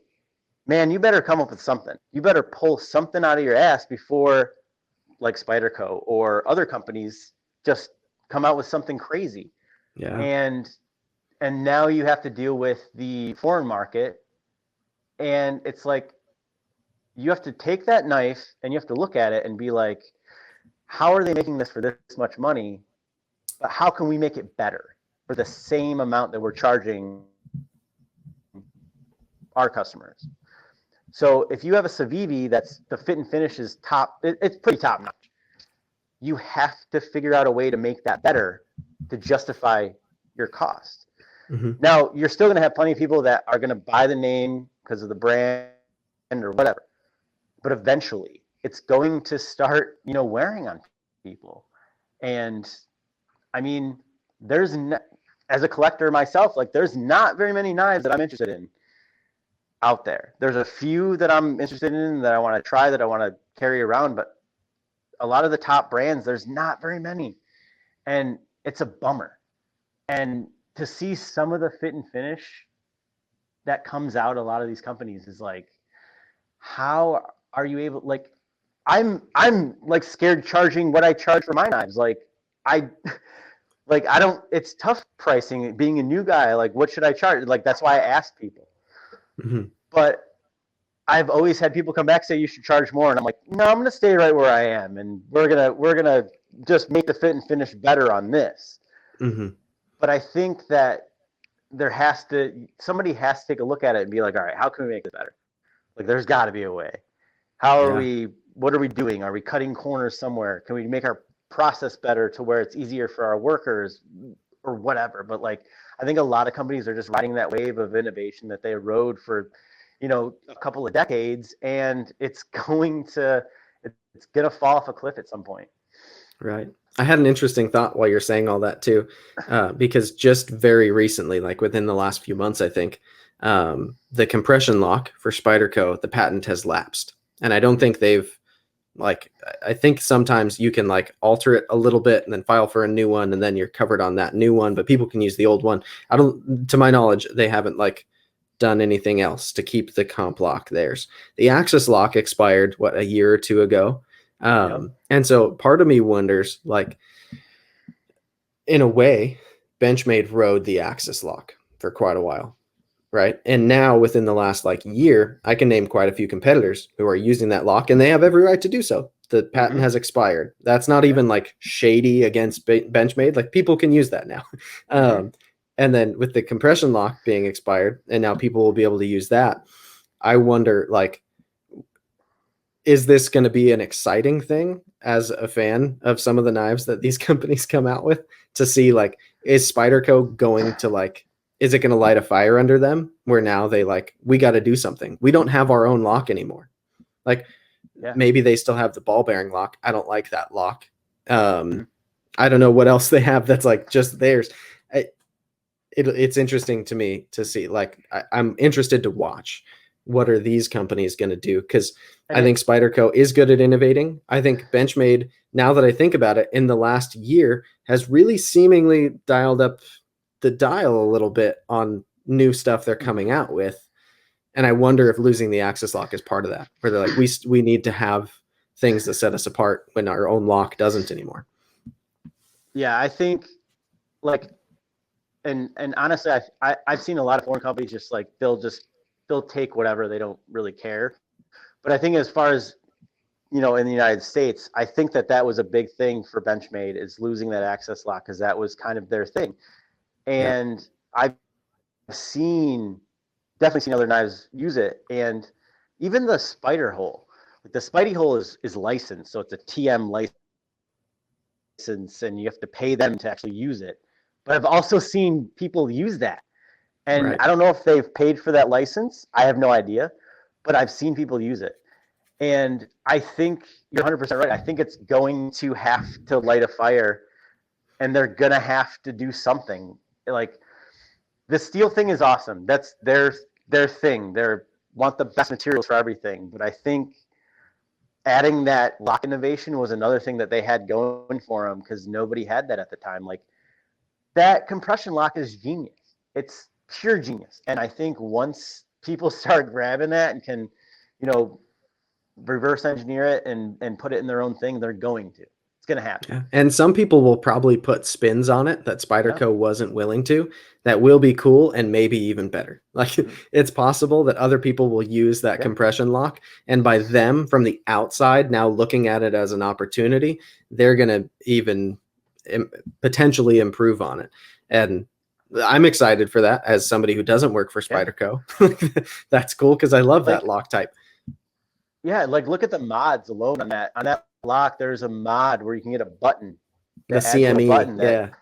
yeah, like that mod right there. Oh my God, if they added that to like a couple of their models, holy cows, that they would be like, but like, I mean, nobody thought of it, and some guy modded it, and now it's that mod now, and it's.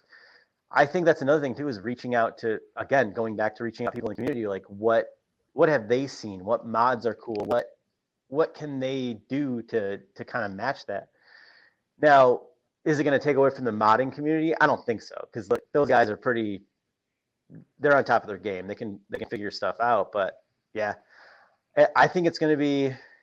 And I was talking to somebody about this the other day. I think it's going to be very exciting the next 5 years to 10 years in the knife community, as far as newer makers coming out, guys having access to stuff in their garage, to steels, to just the companies in general, because they have to do something. Now, I'm not going to say they're going to go bankrupt overnight, but like they have to do something. Right. Yeah, and I think what can happen too, now that I'm in the weeds in my own head about this, is like if you look at some companies, I think it kind of already has happened where they've gotten like a little bit crippled by being behind. If you think of like the Gerbers and the Sogs, and now what they did is they like pivoted and went more like low end market. And that was safe for them for a little bit because they went away from serving the enthusiast maybe, and then they're like, okay, well, like big box stores and like budget buyers. But now budget buyers are shopping online a lot of the time. And when you're looking at a Gerber on Amazon versus a Civivi or a Kaiser or like whatever it is, right? A CJRB, Right. the Gerber's not as nice. And you No. click on a review and you see that this CJRB has a fun action. It does cool things. It's made of better materials. You're going to buy that one.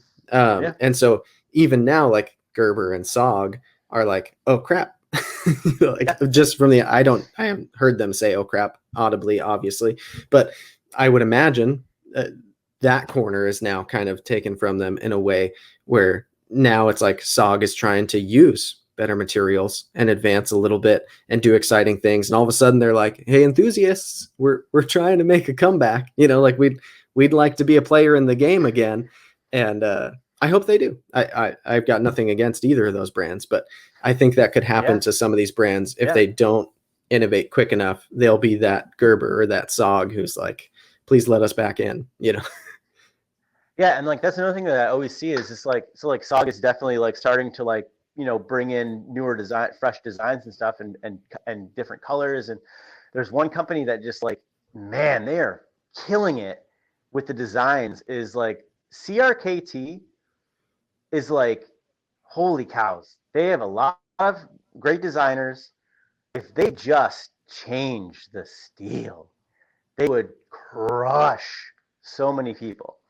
Yeah, and but stop doing steel lock sides. That too. Oh my God, that's a bummer. But like, regardless of like the fit and finish and whatever people found and anecdotal stuff, but like their designs, fresh and new, always fresh designs. Regardless if you like it or not, they have new stuff, and they bring in guys like TJ Schwartz and other guys like that. That like, it's still a fresh, yeah. Like, are you kidding me? Like, one of the most sought after knives was the F5.5 or whatever. Like, come on, guys. Yeah, you can basically get a CRKT version of this. Yeah. The problem is that it sucks. Like that, the one catch is that it's nowhere near as good. But CRKT could make a knife like this if they wanted to. I believe that. They've got the capability. They definitely could. And they could definitely cater to both ends of the market. They could cater to the lower end and the higher end. 100%. And I think, like, I don't know what the reasoning is behind it, but I feel like if you try to do that from both sides, kind of do a flanking maneuver, I don't know. I've only owned a business for a little while. So, but if I had those resources, I know what I would do, like 100%. Just because I'm in the community and I can hear people talk and stuff like that, I know what I would do. If I were any of these companies, I know what I would do. But again, I'm not a businessman. I'm just a guy in his garage.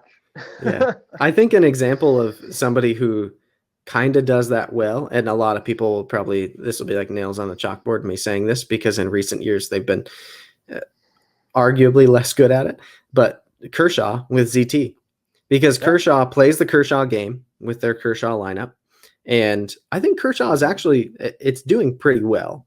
Like they do some of, especially their like core kind of American made Kershaws where they're putting decent blade steels on them. They're using 20 CV on the link and the bare knuckle, and they've done a couple like sprint run type of things. That's great. And they also do some like very budget stuff that you can find in a Big Five or a Dick's Sporting Goods or whatever. And like they have that segment. But then ZT is it like everyone knows it's the same company, but they're a different entity enough that it's like their special projects team, right?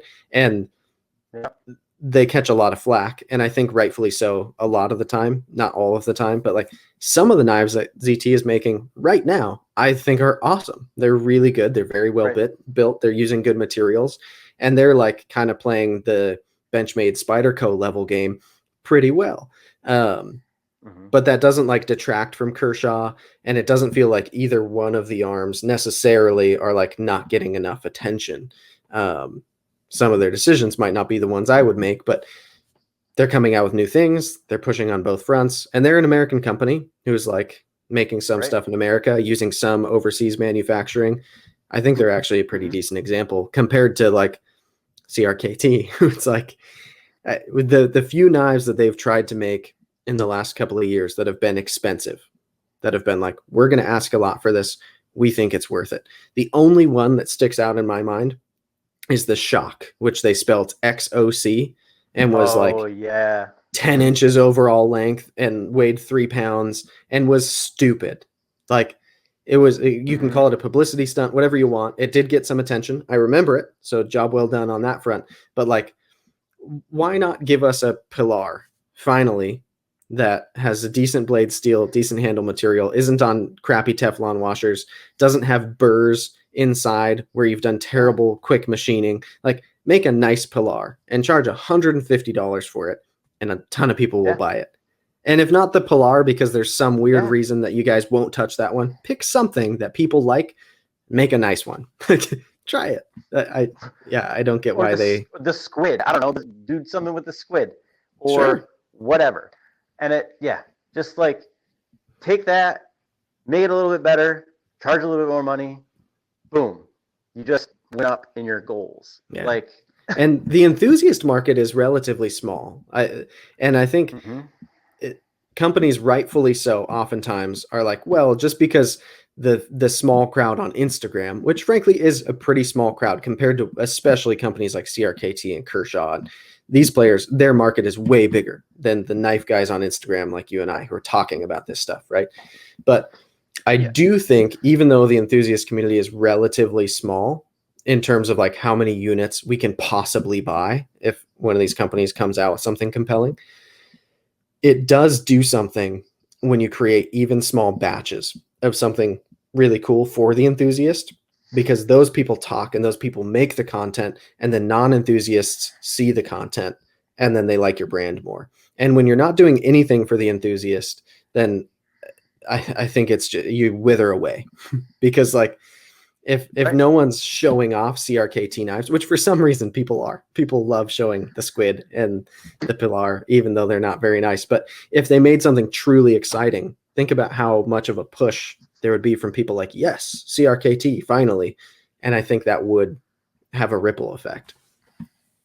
Oh yeah, for sure. And definitely like with making things limited too, like that's just the rule of economics. Like create a demand and just lower the supply. Like it makes sense.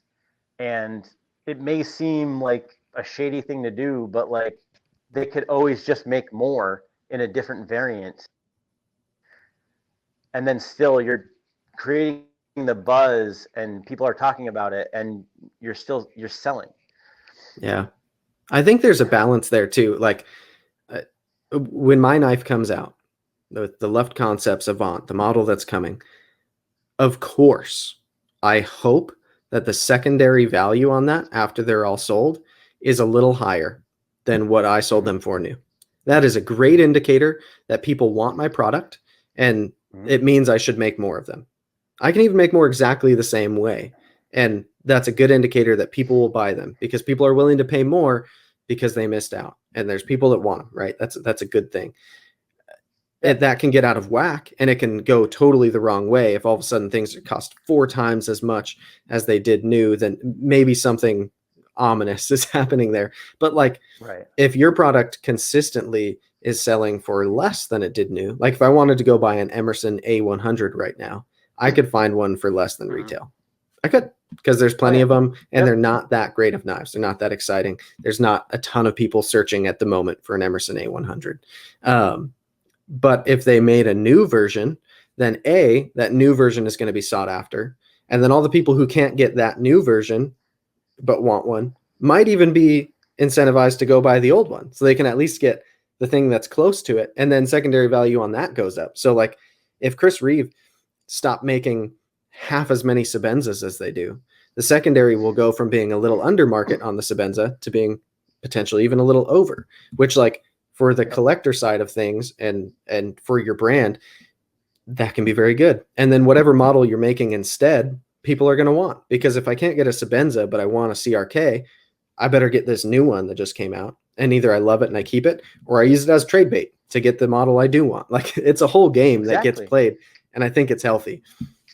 It really is. And I think you brought up a good point, is like looking at the secondary market and seeing how things go is like, I mean, I've only been making these shark models for a little while, but every once in a while I'll go on Reddit or I'll go on Instagram and I'll do a search and just see like what's going on. Are people selling these? Are people asking for these? And I mean, there's a kid one day that sent me a screenshot of this guy. He like bought an M4 shark and he sent me a screenshot and the guy offered him $400 for it. And I've been offered more than that for this, for sure. Oh my God. I'm like, holy cows. And like, thank you for that. But like, it's just, I don't know. It's like, I'm speechless because of it, but like, it's crazy how that happens when you, like, and I artificially am, and I'm not artificially, I'm purposely like creating, more demand because I can't make these fast enough. I'm sure if I made, 1,000 at a time, it'd be a different story. But look at the Roosevelt. Look at all these other knives that are just like $2,000 on the secondary, and like it's like that guy is just trying to keep up and he can't. And that's what you want. That's what you want as a bigger company. And like I understand just like pumping out knives for the sake of pumping out knives, but also there comes a cost with that, because like, yeah, Walmart's gonna buy a bunch of units and all this other stuff, but like, I mean, eventually it's like, where's it going to go? You're just going to keep making money off of Walmart and Amazon and all these other places. Like, I don't know. Right. It's a weird thing. Like, I think that it's a different mentality completely than the way you or I look at the market. And I think you can tell which companies are enthusiasts too. And like, yeah, I think a good indicator for that oftentimes, not even every time, is like, the name of the person who's in it. Like if I haven't been to Blade Show, I wish I was going to Blade Show this year. I plan on attending at least Blade Show West, but I know that Spyderco does a really big booth there. Right. But you know who it is behind Spyderco, and Sal and Eric are there, or at least Eric. Sal's getting up there now. But like Eric is there. He's the guy.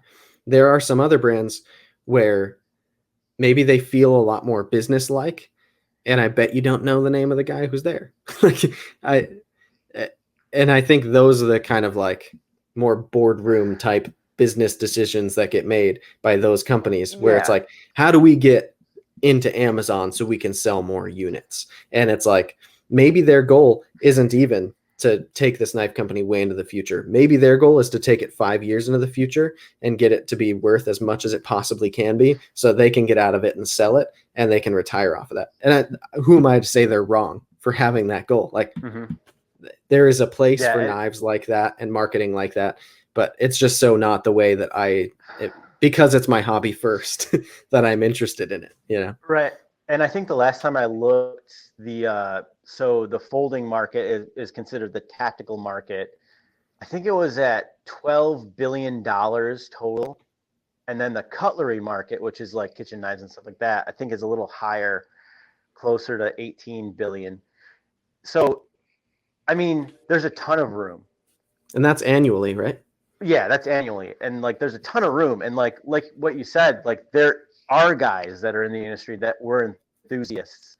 And then there are guys that are like Shark Tank and Businessman. like businessmen, straight up. Like, all right, let's carve out a chunk of this market and see what we can do. Mm-hmm. And I see it in a lot of ads now. It's just like the Misan, it's like a Misan knife or whatever, that kitchen knife, and it's just like, I messaged him one day and was just like none of the stuff you're saying is true.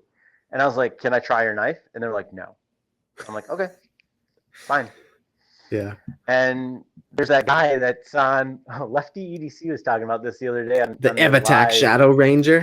Evatac. It's the greatest, or the last commercial you ever see, or whatever. Like stuff like that. And it's like, it's just the next essential oil as far as knives. And it's just like, those guys are businessmen. Yeah. That's who's selling that. They're not enthusiasts. Because like, that knife would probably be dope if it was in a different steel and didn't look like, complete ass. But like, I finally ordered one of those last night because Lefty on my last live, he donated as like a super chat, and he's like, "This is for you to buy your own Shadow Ranger." And so for some reason I couldn't get the link to work to like get it for free, but you just pay shipping like he did. And so I ended up going on Amazon because I'd been told they were on there, and I found the exact same knife, just branded as an M-Tech. And so I bought the M-Tech version, but the one I got is like, I don't know if it's coating or if it's like printed on there, but it's like the whole thing is like this American flag, which is hilarious because it's like American flags printed in China cracks me up. But like it's this American flag, like M-Tech version of the Shadow Ranger. And I think it's supposed to get here tomorrow, but I'm thrilled about it.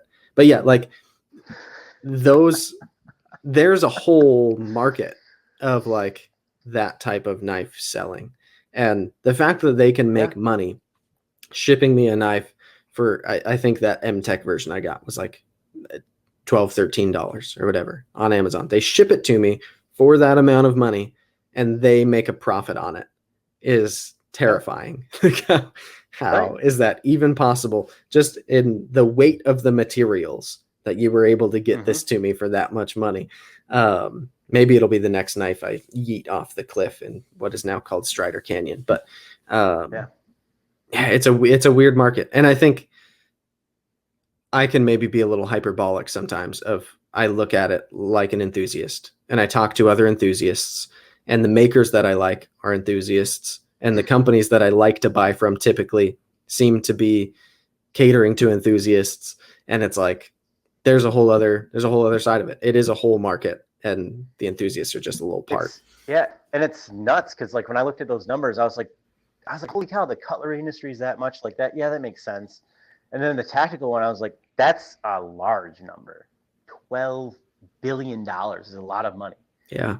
And that's like 3/4 of the other side. And if the other side is including when Crate and Barrel sells a knife block and Target sells kitchen knives, like that's crazy that folding knives are that close. Yeah.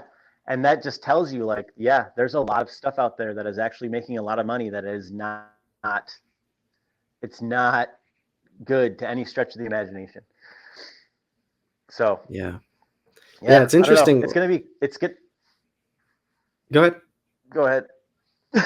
I said it's going to be a crazy next few years as far as an enthusiast top 5 brands or whatever. I think there's got to be a lot done. Like, COVID hit, all this other stuff, crazy political things going on. But all that aside, I think that it's like make or break, do or die. show us some stuff or you're getting canceled, you know? Yeah. No, I think even like you don't even have to put COVID and all that stuff aside, because I think I got my hair cut today and I saw my barber and I was talking to him about it. And I used to go to the shop that he worked at, and through COVID, I've gone to that shop once, but a bunch of times it's been closed down, then opened back up. And right now he's on a mandatory quarantine for 10 days because he traveled more than 100 miles from where he lives. It's like all these rules, and he's been vaccinated for a long time. And so it's interesting. So I'm talking to him about it, and he's like, yeah, I'm thinking about finally making the jump and going to like just renting my own small studio instead of like having a chair within this like name brand studio or whatever.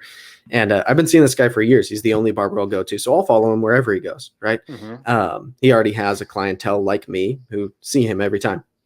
So I was encouraging toward him. I was like, I think that would be awesome. Like, I'd rather pay you more and have none of it go to some other business, because I like you. I go to you. Like, Floyd's barbershop doesn't matter to me. It's fine with me if you have your own studio. So we're talking about that. And I was like, to be honest, I think COVID has been like, I don't want to diminish that it's been very difficult for a lot of people. And I know people it's been nothing but difficult for. And so I don't want to be like, oh, well, if it was hard for you, it's just because you're being a victim or whatever. But like, I do think for some people's cases, it was a moment to a long, long moment to like readjust and either step forward in a different way, or you could just wait it out, or you could move backward. But like, for me, Right here, I'm living proof of that. yeah. But so you're a knife maker now. I went, Yep. I'm a content creator in the knife world now. Like, I quit my job. Yeah. What I do is YouTube and now a podcast. And I started designing a knife, which I'm now working on bringing to market. And like, if COVID hadn't happened, that stuff 100% wouldn't have happened. Yeah. Like, maybe by now I'd have started some kind of a channel where I'd be uploading weekly or something. I wouldn't be uploading at least once a day, every day for a year. I wouldn't be posting daily on Instagram. I wouldn't have a podcast where I'm talking to makers and other content creators. Like, none of that would have happened. You wouldn't have made the 600 plus knives that you've made in the last like 7 months. Like, Yeah. It's an opportunity. And I think for the big businesses, it's totally different than you and Yeah. I, who like Oh, had yeah. this ability to move within that sphere. But nonetheless, I think, and again, I don't want to diminish that some things about it were absolutely hard and difficult and people have died, and like, this isn't Yeah. all like you suck if you didn't do anything good with it. But Right. a lot of people took the moment to get bigger and move to the next thing. And so I think that'll be a differentiator too, as these next like few months roll out and things seem to be turning around, the world's healing, whatever that means. Like, Yeah. I think the people who took the time to push rather than to wait or to hold back will probably be like some of the success stories of 2021. I would hope, because I think they deserve it. Oh, yeah, absolutely, 100%. And like that was the thing too, is just like when we had to work from home when I was at my other job, like this may seem like a shitty thing, but on my breaks, I was coming out here and heat treating. That's what I was doing. I was getting on top of it while I was also working. And like, I wouldn't have been able to do any of that if I had to still go into the office. And like, I saw an opportunity, I took advantage of it. And yeah, it may have, maybe I was working on the clock a little bit, but I don't work there anymore, so it doesn't matter. But yeah, all of this would not have been possible. And like you said, like, yeah, I sympathize with, a lot of people that had to struggle. And like, there were a few months there where I was like, oh man, like, I hope I could pay this bill. And, it worked out and everything's good now. Everything's great. Like, I have, plans in the future. I have plans now. Like, it's going to be okay. And yeah, and I think definitely bigger companies, regardless of what financial decisions they made, I think a lot of stuff did kind of come to a screeching halt a little bit, and they had to like figure some stuff out.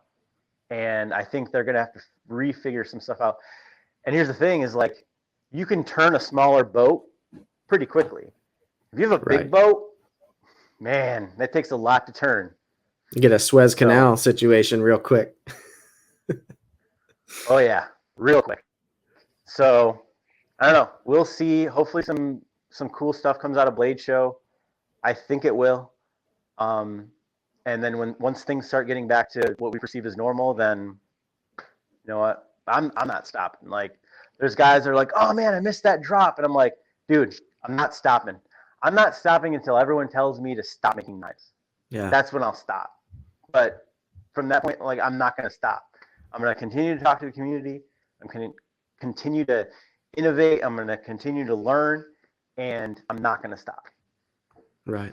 Well, yeah, another thing, I feel like I should have said this way earlier, but like I've been watching your processes change since I first started following you, right? Like you talked about it specifically in regards to heat treat, but like all of your processes from like figuring out a small, simple like CNC cutter to at least like rough cut your scale shape. So you were doing way less of that. And then to like just the autonomy you've built into your process.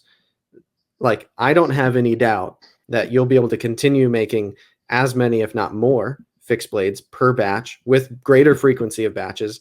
And you're going to be able to add the folder element in when it's time. And like, you're going to keep doing more and more things. And I like that you don't make excuses and just say like, well, I've reached my limit, like you're a problem solver. And like you said, you love that part of it is figuring out the answer to the problem. Mm-hmm. And you look at those little like hurdles of like, I only have so many hours in a day. I can only make so many knives with my current process. What in my process do I change to make it more knives? And the quality stays the same. Like your knives haven't gotten worse by you making more of them either, which is the most important thing. Right. And like, and funny you bring that up is like the big thing for me for that whole thing is like, it was, I think during COVID, and I was just like, I've always been like a guy that's like, I like machining and all this other stuff. And like, during COVID and making these knives, I'm just like, man, I'm sure John Grimsmo was just rich and just his parents gave him money or whatever and blah, blah, blah. So I went to his channel. I scrolled to the very first video. No, he had a kid at 28 and was living, like they were living off his wife's salary part-time. And he was, making scales in his garage, and he cobbled together a CNC machine and was making scales and selling those and anodizing paintball guns and stuff like that. And then just his wife told him one day, like, just pick one day and that's your knife making day. And he's like, all right. So he did it. And then 10 years later, he has a Kern CNC machine. If you don't know what that is, it's $1 million CNC machine with insane tolerances. Yeah. So that right there tells me that I can at least do something. Like I could do something, and I could make and whatever small change I make in my process, I can make it better without diminishing the quality of my product, and also grow. I'm a very impatient person. Like I want things now. I'm that guy. But you don't skip steps, which a lot of impatient people do. Right. And because I've been burned by that in the past. And and if I just sit down and think about like what step can I add that won't diminish the quality and or make it better, let's do that. And then let's be a little bit organized, because like for years I've been a disorganized person. Like I don't make my bed. I don't do certain things that, you would perceive as normal. Same. But when it comes to this, I need everything in its spot. I need everything where I need it. And the only way to do that is to standardize everything, to have everything where they're at, to take my time. If something doesn't work out, just take a step back and think about it. Like there was an issue with, I was getting like heat treat scale, well, not scaled, oxidation colors on my blades, and I couldn't get it off. And I tumbled it, and I was like, what's going on? Why can't I get? And I take a step back, and I'm just like, all right, just do this. And I tried it, and it worked. And then I moved on in the process, and then I'll pick another problem and I'll figure that out and make that better. But it's always been a constant improvement every time. And like, I may not see it, but guys like you and other guys in the community have reached out and said, hey, like this to this is like insane. Like what's going on? Like this is awesome. So again, it's just these things that I feel like aren't huge process changes, and I don't need a ton of fancy machinery to do, but I can make it work for a while, and then when I do get, the funding or whatever, then we can add that, and it will make things better, and it'll make timelines better, and it'll make products better and stuff like that. So yeah, it's been a crazy ride, and I like showing people along the way and just making it better. I love it, man. So I did plan on us ending about this time just because my wife is about to get home and we're about to be interrupted pretty heavily on our audio because she's coming home with the kid. So before we go to kind of wrap this in a bow, where can people, I'll link all of this if you're watching on YouTube, it'll be in the description. But for those who are listening or those who are watching and just want to hear you say it, where can people find you and in what way? Like if they want to see what you're up to, where are the places to look? Where do people look for drops? Where do people look for info? Because a lot of people ask these questions for me all the time. And it's nice if I know where to point them as well. So we'll start with my Instagram. It's just Alex Steingraber on Instagram. And feel free to DM me anytime you want. Door's always open. Don't get too crazy, but if you have, actual questions that, pertain to getting anything, then let me know. The Facebook group, I think it's just SP Knives, I think, on Facebook. I think you're right. I'll double check right now while we talk. And then there's my website, which is I changed it. I made a bunch of like announcements that I was changing web hosts and stuff. So the website has changed. It's in my bio. There's a link in there on my Instagram, but it is www.spkultd.com. And if you scroll down to the bottom, there's an email sign up. You can sign up for your email. It's not going to send you a confirmation. It's just basically a thing that catalogs everyone's emails. So if you feel like you signed up but you didn't get anything, just let me know and I can look up your email address. So the Facebook group I can confirm is SP Knives. So it's SPKNIVES. SP Knives. SP Knives, yeah. And that's new, which is why both of us had to check. Yeah. Awesome. So Alex, one thing that I'll recommend for people who are interested in seeing and hearing more from you as well after listening to over 3 hours of us go back and forth. One of my favorite things about Alex's process, I know I mentioned it early in the podcast, but you go live on Instagram a lot. And when you're live, it's usually just you in the shop working on stuff and talking to whoever's watching while you go through your process. And I remember just while I was waiting for this knife, when you had said that it was coming, I was watching those lives like a hawk because it was cool to be able to see what was happening to my knife some of the time.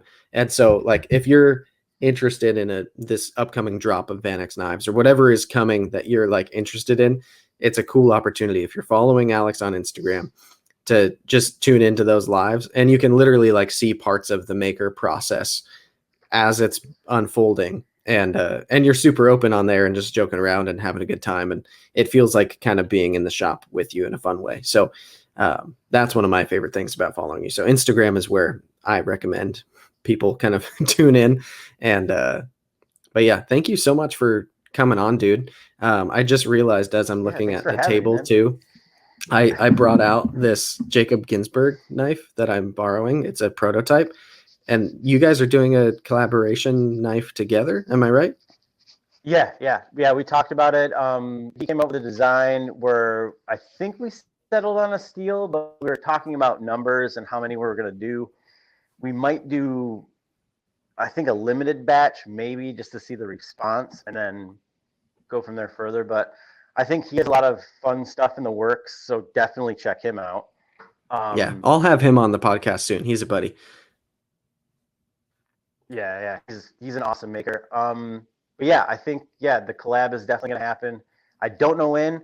Might be after the Van X. I might take a little bit of a break after the Van X and kind of recalibrate and work with him for a little bit. But yeah, for sure. Sure. Cool. Yeah, I figured I'd say something because I set it on the table to make myself remember to bring it up, and then I didn't until right now as we're saying goodbye. But another cool thing to be on the lookout for. Yeah. Awesome, Alex. Seriously, thank you again. I appreciate you coming on, and we will do this again. Thank you, man. I appreciate it. Yeah, absolutely, for sure. buddy. Let me know anytime. Yeah. Perfect, man. Well, thank you everybody for listening. This has been episode number 15 with Steingraber Performance Knives. Well, Alex Steingraber, I should say. Is it Steingraber? I asked now as I'm finished, or is it Steingraber? Steingraber. Okay, I was right the whole time. Good. All right. This has been episode number 15 with Alex Steingraber. Thanks, everybody.